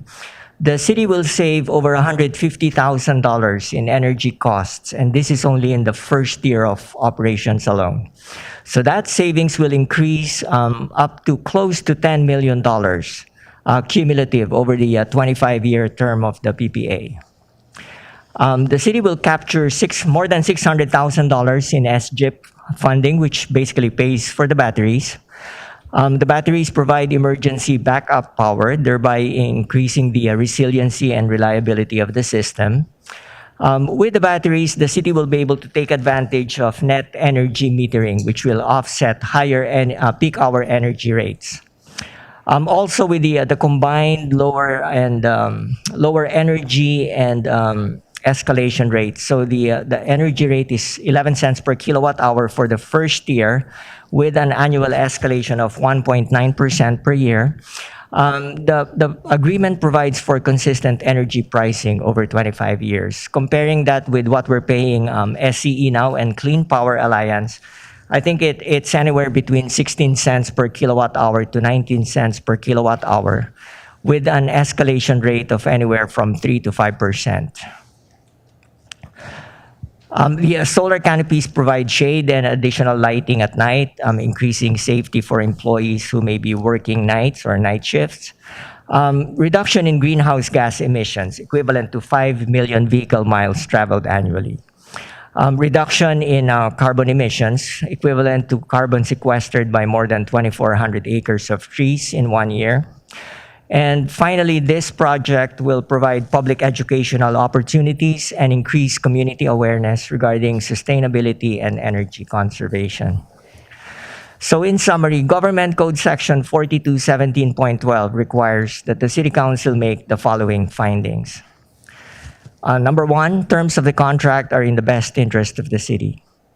The terms of the agreement were negotiated over several months, resulting in agreements that are mutually beneficial to both the city and Onyx, CNG and Onyx. In addition, the project will provide a positive net financial benefit to the city over 25 years, and there is no capital outlay from the city. Number two, the cost of electrical energy services provided to the city will be less than the cost of electrical energy that the city would otherwise have to purchase. Again, as I've mentioned, right now we are paying SCE and Clean Power Alliance 16 cents per kilowatt hour to 19 cents per kilowatt hour, with an escalation of anywhere from 3 to 5%. This agreement, we will be paying Onyx 11 cents per kilowatt hour for the first year, with a fixed escalation rate of 1.9% per year. So with the combined lower energy and escalation rates, we are estimating that we will save close to $10 million over 25 years. Number three, the fair rental value of the locations where the solar panels are to be installed will be offset by the city's energy cost savings. So each solar site is either a building rooftop or a parking lot. These locations don't have rental value otherwise, and their best use would be for the installation of the solar facilities. Again, this project will provide a positive net financial benefit, which will offset the fair rental value of the sites. And lastly, number four, this project is categorically exempt from environmental review under Class 1 and Class 11 of state CEQA guidelines. In conclusion, staff is recommending that Council introduce an ordinance approving the power purchase agreement with Onyx Development Group for installation of solar PV and battery energy storage systems at city buildings and facilities. That concludes our report. We're available to answer questions at this time. Thank you, Delfino. I'll see if my council colleagues have any questions, comments. No questions for me. Councilmember Ashton? Yeah, so thank you for the presentation. A few questions that I do have. So first, we saw where the solar panels are going. Where do you plan on locating the batteries at? Like, I know you said at certain locations, but I'm more like specifically where will those be at each location? And how big are they going to be approximately? So the location of the batteries are right near where the electrical meter is. For the police department, it's right outside the west parking lot, right outside that west door, if you will. There's a landscaped area. That's where the battery's going to go. The library, the theater is right outside the entrance on the north side towards Brookside. And then the city hall, that will be right outside the electrical room, right over here.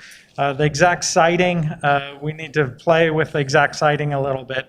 And then the final battery is at the senior center, and that's right outside the equipment enclosure where the trash trucks pick up the trash. In terms of size, it's several filing cabinets long and probably two wide. So not like a container, like a C train or a Connex box, probably about half that size. But the idea is that we're able to tuck them in, if you will, and kind of keep them out of sight.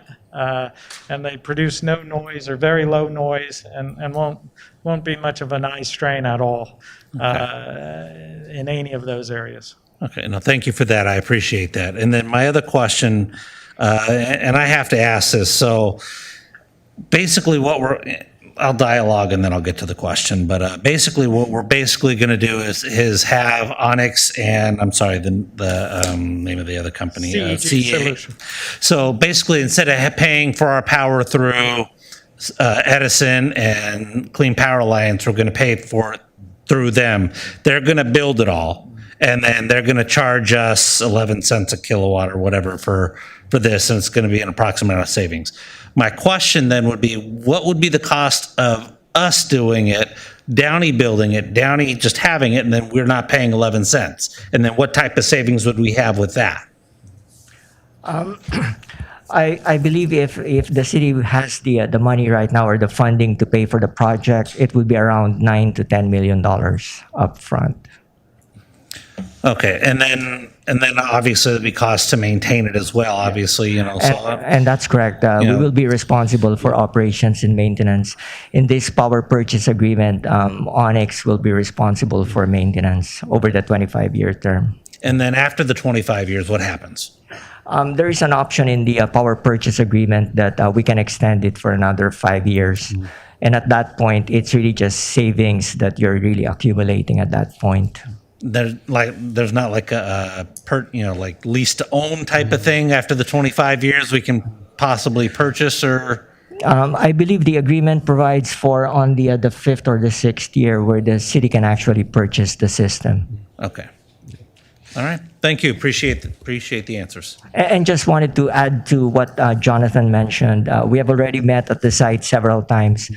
They've done their due diligence, and we are going to locate the batteries where they are very the least intrusive locations, and we'll try to screen them as much as possible. I was just kind of being a nerd just to see where they were going to go to, because I just kind of wanted to have an idea of how this whole setup's going to work. But I appreciate the answers. Thank you. Thank you. Councilmember Alvarez, do you have any questions or comments right now? Yes, I have a question. How much is going to cost the maintenance of this? The maintenance, the operations and maintenance is included in the agreement. So Onyx, who will be the utility company in this case, they will be maintaining the system. So all we're paying is just the power, just like we're paying Edison right now and Clean Power Alliance. Thank you, Alfredo. I'm sorry, I got one more question. So the generation that you expect to get from all of these sites, is that going to be basically enough to cover what we're using it for, or are you going to have extra energy to sell to other of your customers? No, in this particular case, and Jonathan can correct me if I'm wrong, I think on some of the slides he showed the offset, this solar system will be offsetting, I think, anywhere from 90 to 95%, close to 100% of our consumption. Okay. Yeah, we're not sending anything back to the grid. Okay. Just curious. Thank you. Thank you. I'm going to go ahead and Open this item for public comment. Before we take any speakers from those who are in attendance, City Clerk Duarte, have we received any written correspondence to be read into the record? We did not, Mayor Pro Tem. Thank you. Members of the public wishing to address the council regarding this item may now come forward and form a line. Please state your name for the record. You may come, hold on. We got to make sure and take care of you. You may step forward. Forgot the pacifier, Mommy. Mommy, you forgot my pacifier to pacify me and Onyx. But why do we have to pay 1.9% per year? Why can't it be less? Why can't it be like 1.0 and take it from there? Because $10 million is fucking chump change, homies. Chump change. And besides that, again, you know, Tesla had the most environmental type of way of transporting energy. And we dumbasses kill him and steal his records, and now we're stuck on fucking greedy assholes who want to charge us for electricity. Why? We don't need that shit. My ancestors walked this land and built this land before those 13 colonies came in here and forced us to migrate into what? A house. So we could put electrical lights on it. That's bullshit. That's real bullshit. Mommy, you need to control your little changuitos back there because they're making comments that are bothering me. Thinking, girl. Herman, please stay on topic. All right, Mommy. Next time, bring that pacifier. But again, Mommy, California cities are so fucked up, not understanding why emissions fuck up our lives. And let me give you one good example.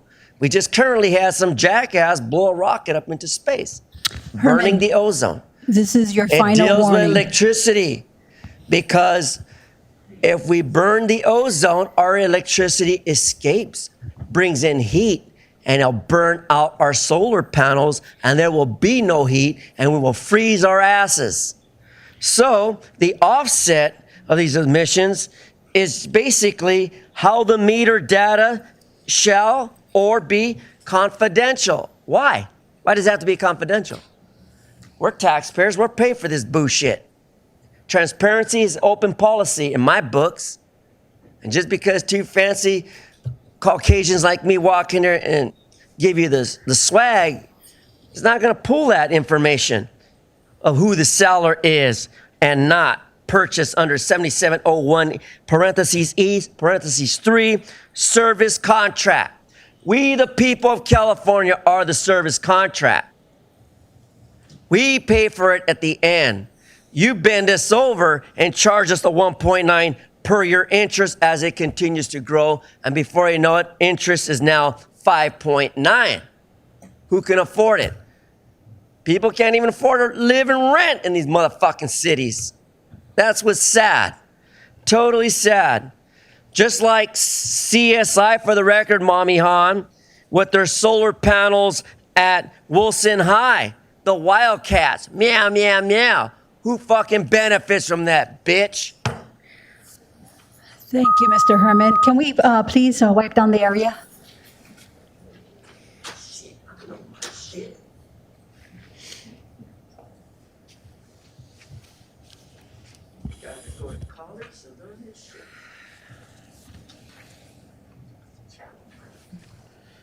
So originally I was going to make a comment about an area which I thought was a missed opportunity. Some cities here in California are building solar power panels on top of some of the bank rivers to do two things: to not only provide energy, but also to reduce the evaporation from our water systems. So perhaps the city might be interested in looking into that, even if water evaporation is not a big issue here in Downey. It's still land that could be definitely used to provide more energy. However, Sean Ashton asked a great question. He said, what if we do it ourselves? And the staff pretty much said it's going to cost us money. And that was a bit strange, wasn't it? Wasn't it strange that they didn't allude to what would be the benefits, or that there's no report that actually gives us that weighing balance to check whether it would be more beneficial for the city to run its own power grid system over having Onyx do it for profit and benefits, since they are still a corporation that depend on benefits to run themselves. My suggestion is that if you really care about the city and this is important to you, no offense to Onyx, we should ask our staff to make that report and so that we can make a balanced decision and determine whether it's better for the city to consider running its own energy. We already run a lot of our own facilities. And if this is, as you present now, a benefit and something that's gonna bring in revenue, then we should investigate if that revenue should have a middleman or if it should be the city. By the way, if it belongs to the people and the city, there's better benefits for the community and it does more. And it definitely makes you guys up there who are giving power to the community and our city look amazing. So I suggest you table this item, have a staff member present what would be the benefits or cons of having the city run its own energy system with these solar panels. And from there, you decide after that. But without having that information and just handing it off to a corporation that needs to make revenue and profit, that's irresponsible. And I hope that many of you can consider what I'm saying. Thank you. Thank you.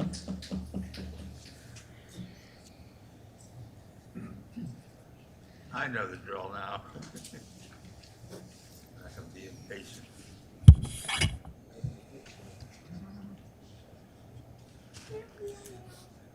Mike Greenspan, a Bruin butt kicking Florida Gator, and I had an energy class. I actually attended some of them at University of Florida, and those are photovoltaic cells, just to give our eviction lawyer some corrections. Now, $10 million over 25 years. Boy, you embezzlers must be licking your chops. That's a lot of money to be embezzling. After all, where there's money, there's embezzlement. And we all know what happens. You can't trust people with money. For some reason, when nobody else is looking, it does a disappearing act. Hey, where did all that money go? What's that word called? Embezzled. Yes. Now, I see a private company is going to do this. We have a police department in Downey. We haven't turned the police over to the Downey Sheriff's Office, have we? We have a fire department. We haven't turned the fire department over to the county. So Mommy Hahn and Mommy Barger and that broad Hilda and Zelda from Dobie Gillis and all those others could misuse it. No, we have, why don't you have your own energy? I mean, a 5-year window is not enough to really decide if you want to buy it or not. Maybe you should have options to buy it at other stages as other money might become available, or you con a governor who's trying to keep his job into giving you money and playing Santa Claus, or maybe Santa Joe Biden will give you some money too. Ho, ho, ho! Let's have some more money. Play Santa. You know, we might even get printed money from Washington, D.C. for all this. I mean, why are we, I mean, the nice thing about it, the low kilowatt hour rate versus Southern California Edison, yeah. But there's other ways of doing it also. Remember, you have your own police department, you have your own fire department, maybe you would want your own energy department. And one other thing, I heard that nasty toxic location, library. Yes, folks, I even have a spelling. I upgraded my sign. There it is. There it is, folks. Library. The lies around it. I'm sure where there's smoke, there's fire. And there's going to be more lies around this, especially when it's around my favorite topic in this town, library. Hey, why don't you just go to Supervisor Janice and have some money Janice, will you pick us millions of dollars off those money trees so we can do this project so our embezzlers will be happy too, and we can misuse it around the library? Thank you.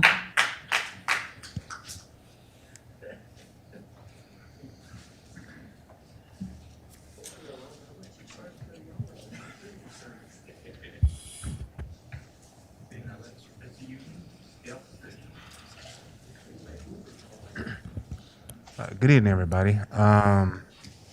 So really quickly, Mayor Pro Tem,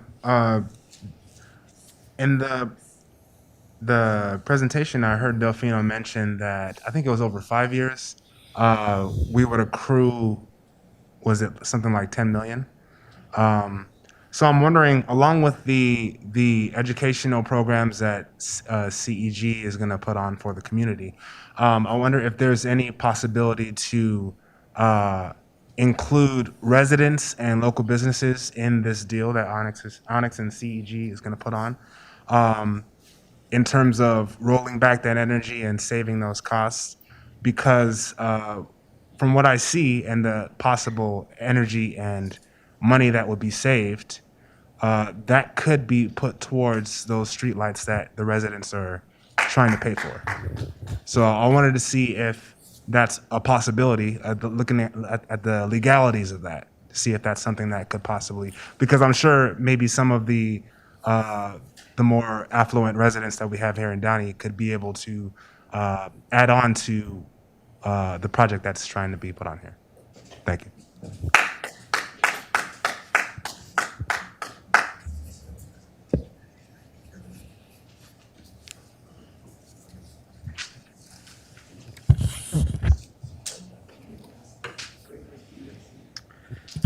Ok, yo quiero hacer un comentario. Oh, no, mejor en inglés.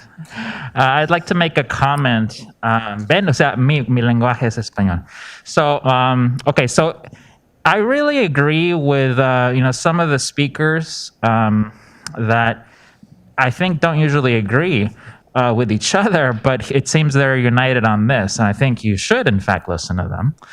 So they're saying that actually, instead of contracting a company, any company, to do this and partnering with them in these so-called public-private enterprises endeavors, you got to toss that model out.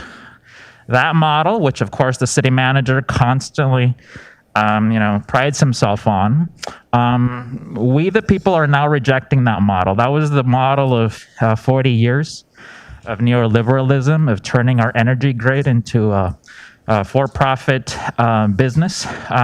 So now, no, we're going to roll it back. And you're either going to roll it back with the people, or you're just going to be replaced. And of course, the new people's representatives will do that. So what are we talking about here? So of course, Downey could have its own energy grid. In the same way, again, you don't have to go back that many decades to go back to a time when water was a key issue and still is a key issue.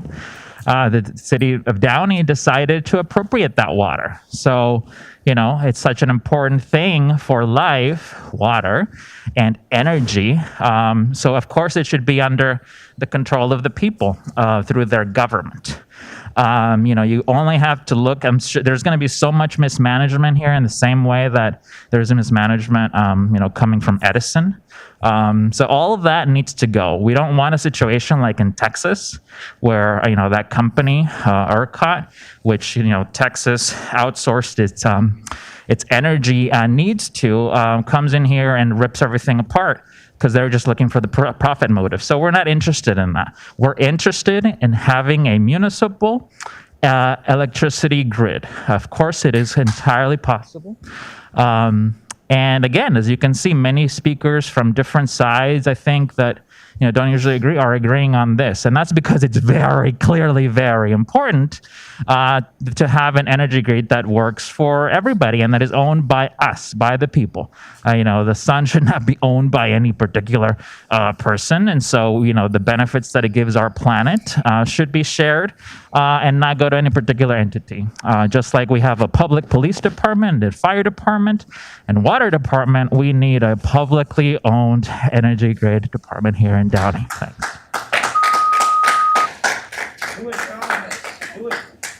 Thank you. Are there any further speakers? Seeing none, I'll entertain a motion. Sorry. Oh, yes.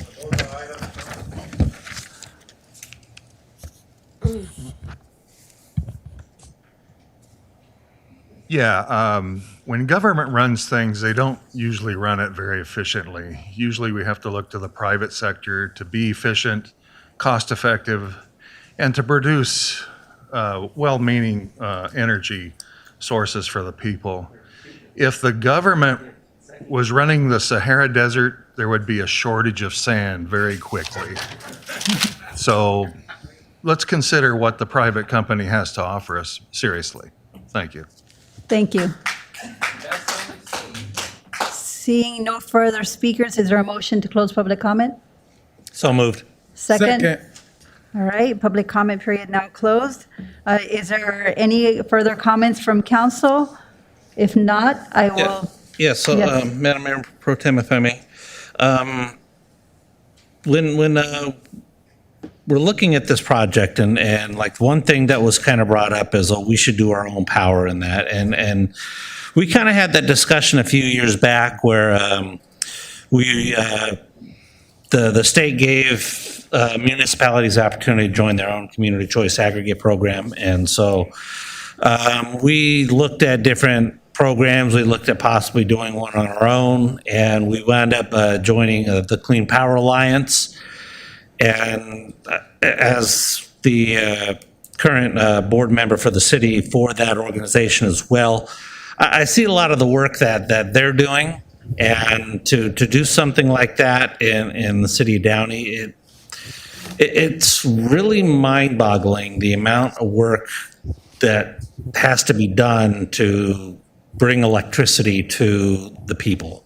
And I see a lot of the meetings that we have where we're sourcing out different sources of electricity to bring in for Clean Power Alliance and setting rates and doing all these different things related to just the nuts and the bolts of everything.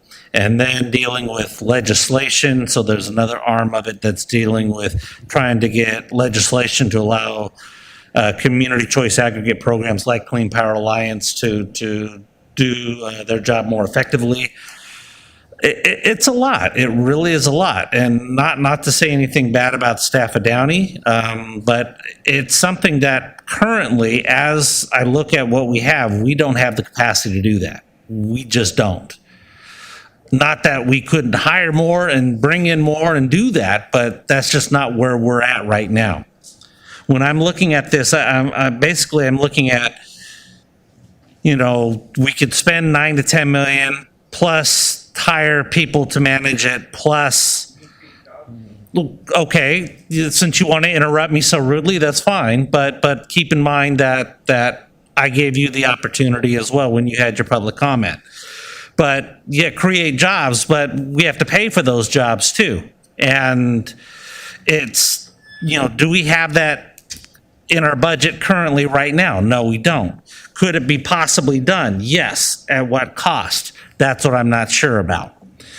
So basically, my decision on this is to look at what we can do. Can we do something to build this on our own? Yes. How long will that take? It's not going to be the next meeting. It's going to be another couple of years from now, because as one of our public speakers mentioned, government has a way of kind of doing things very ineffectively. It takes a while to do things through the government because there's checks and balances that we have to go through. Or we can do something right now, which is kind of in front of us. I'm not necessarily 100% happy with it, but when I look at what our current options are, I think this option is a better option than not doing anything for the next couple of years. And we do have a possibility of purchasing the setup in 5 years' time. I think that's what you said, Delfino. So that option's available to where we could do that. And in the 5 years' time, we could possibly purchase this, so if anything, it's kind of a lease to own possibility. Personally, I'm in favor of doing it at this point in time. I think it's a prudent investment to save, money for our city, 10 million over 25 years, assuming everything stays, where the company runs it and for the whole time. Possibly there'll be more savings if we are able to take over after the 5 years and do it on our own. And I think that'd be something that, council would want to be briefed on, over the coming months, just to kind of have that full picture. But currently, right now, I'm in favor of it. So thank you, Madam Mayor Pro Tem, for indulging me. Thank you very much, Councilmember Ashton, and for also enlightening all the residents here about your experience sitting on as a board member. Are there any other comments from the council, or city manager has any comments? Sure.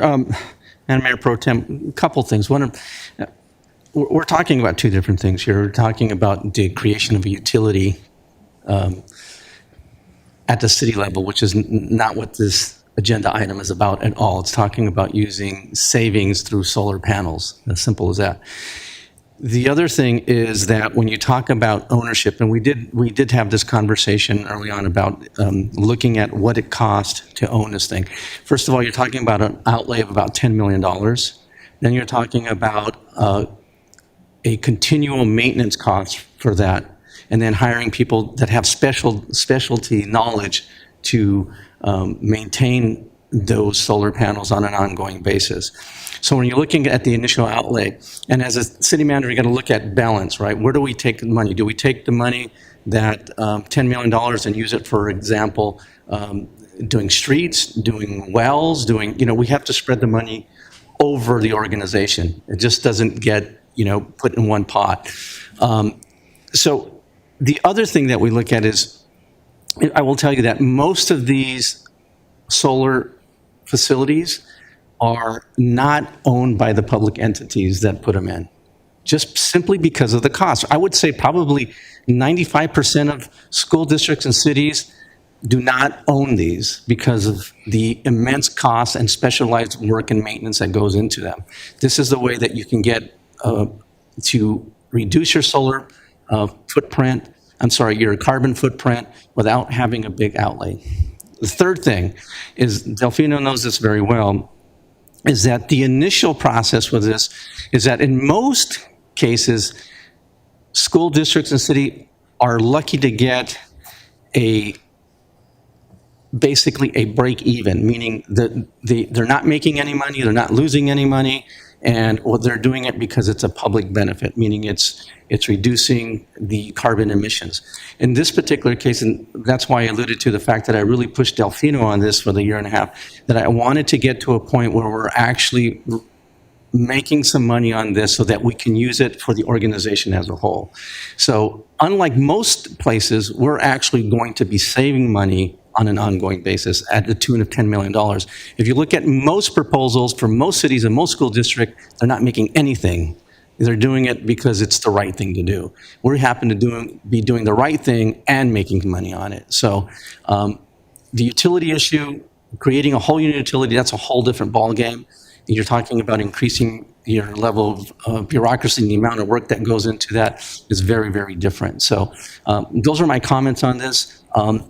It's interesting how, this is in my opinion, and I think in the staff's opinion, a fantastic opportunity to do something on sustainability. We've been moving in that direction for some time over the years, and this is a process by which we can get it. And we are doing it at a better clip than most organizations are doing it. So those are my comments, Madam Mayor Pro Tem. Thank you. Are there any other comments from my council colleagues?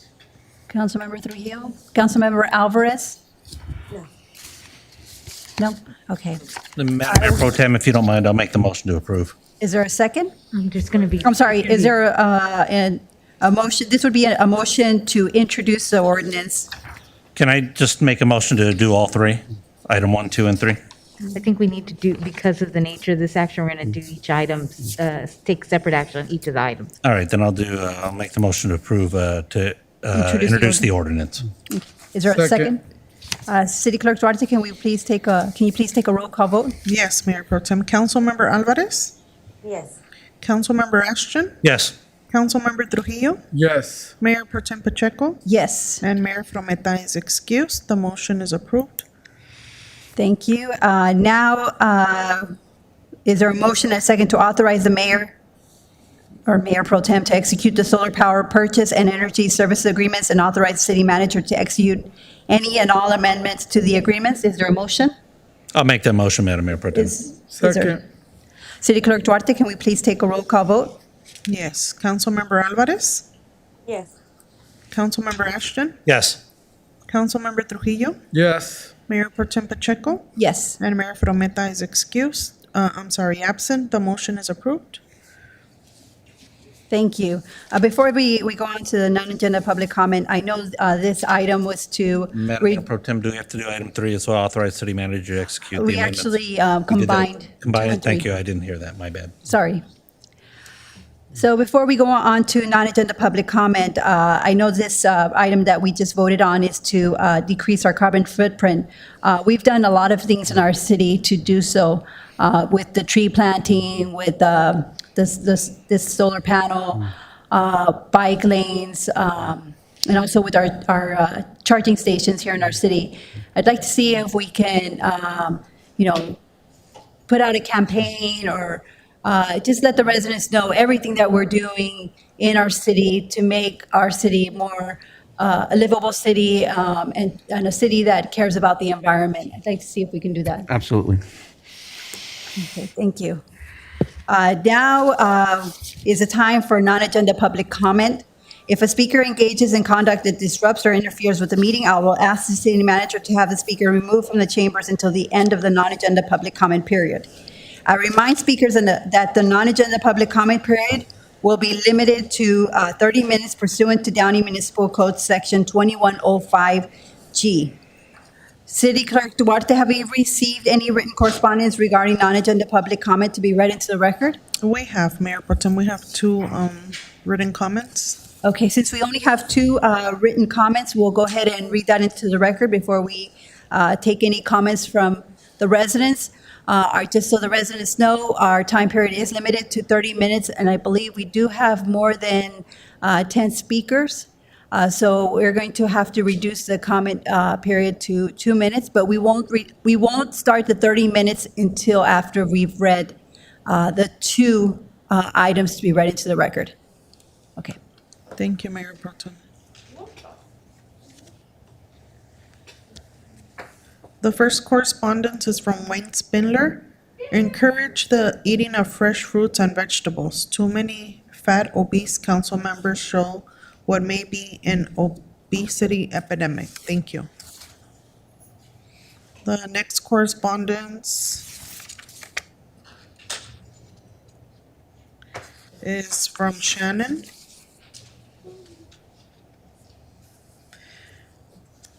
Mayor Claudia Frometa, my name is Shannon Devane, and I have been a resident of Downey for 44 years. Mayor, I reached out to you on July 22nd after the last council meeting and informed you that 2 men from the floor were heard speaking and their mic picked up their conversation. I asked this to be investigated, which you told me you would circle back after prematurely accusing 2 other gentlemen from the audience who have a history of being rude and do not have a clue what an inside voice is. I have yet to hear back with your findings and in this new circle back generation. I reached out to Ms. Pacheco and she assured me you and her were looking into this and would find out who these people were, and she spoke to the city manager to investigate this further. Her reply was sincere and I felt the passion in her disgust about body shaming that it actually brought tears to my eyes. Ms. Alvarez, who has made claims of discrimination herself, just replied, I will see this in a bit. I never heard from Ashton or Trujillo, and that speaks volumes. During the silent video played at the last meeting, you can go to the YouTube video and listen for yourself on the original video prior to edits. At the 1 hour 20-minute 20-second mark, you can hear a man ask, we, not they, not you, we as your team, at least have some background music. At the 1 hour 20-minute 29-second mark, the first man says what sounds like Mario. YouTube types it Martin. Second man replies, First man asks, why can't we get sound? Second man replies, I don't have any idea. There we go. Can we do that? Gandhi? Okay. And that is all, Mayor, for that. Thank you very much. Is the area sanitized? Okay. Thank you. Mr. Herman, you may step forward.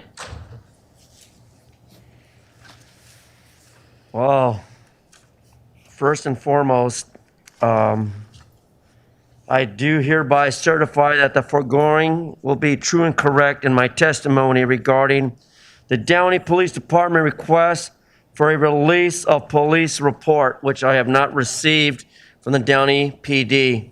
What's the holdup? I was verbally assaulted, but fuck that. Let's get into the real shit. Kenneth French, a 32-year-old, versus the LAPD, Mr. Salvador Sanchez. What a fucking punk. How dare you walk into Costco with your gun and take this weapon out and shoot an innocent disabled man in front of his parents and bring bodily injury and death to this family. Oh, I feared for my child in my arms that this retarded 32-year-old man was gonna harm me. With the capacity of a 16-year-old mind? Are you fucking crazy? But in regards to the Costco shooting, the only offense was just 10 rounds fired, right? Nobody is above the law, Mr. Livas. All over what? An out-of-control policy of fucking LAPD. Fuck you, Ms. Decker, the commissioner of LAPD, for allowing your faggot son to threaten Wayne Spiller by phone. In addition to this, who justifies the Attorney General fatal unarmed civil shooting? Well, California Constitution not being adequately enforced in all or any county or country. Black lives matter, brown lives matter, nigger Herman lives matter too, when you verbally try to assault me, bitch. Then, the agencies that are accountable, fuck you, Mr. Becerra. Fuck you, Harris Kamala. Why didn't you prosecute then? Why didn't you prosecute then?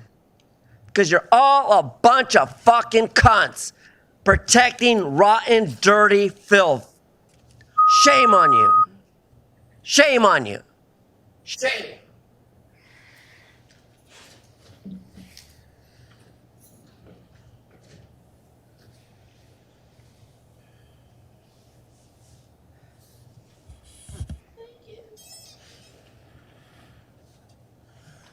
Mike Greenspan, in the words of Pauly Shore, I'm back. Well, let's talk about the conduct of us speakers. And this, we had a pastor praying for better words. Oh, I wish I was in the land of cotton, old times there, not forgotten. Look away, look away, look away, Dixieland. In Dixieland where I was born early on one frosty morning. Look away, look away, look away, Dixieland. You see,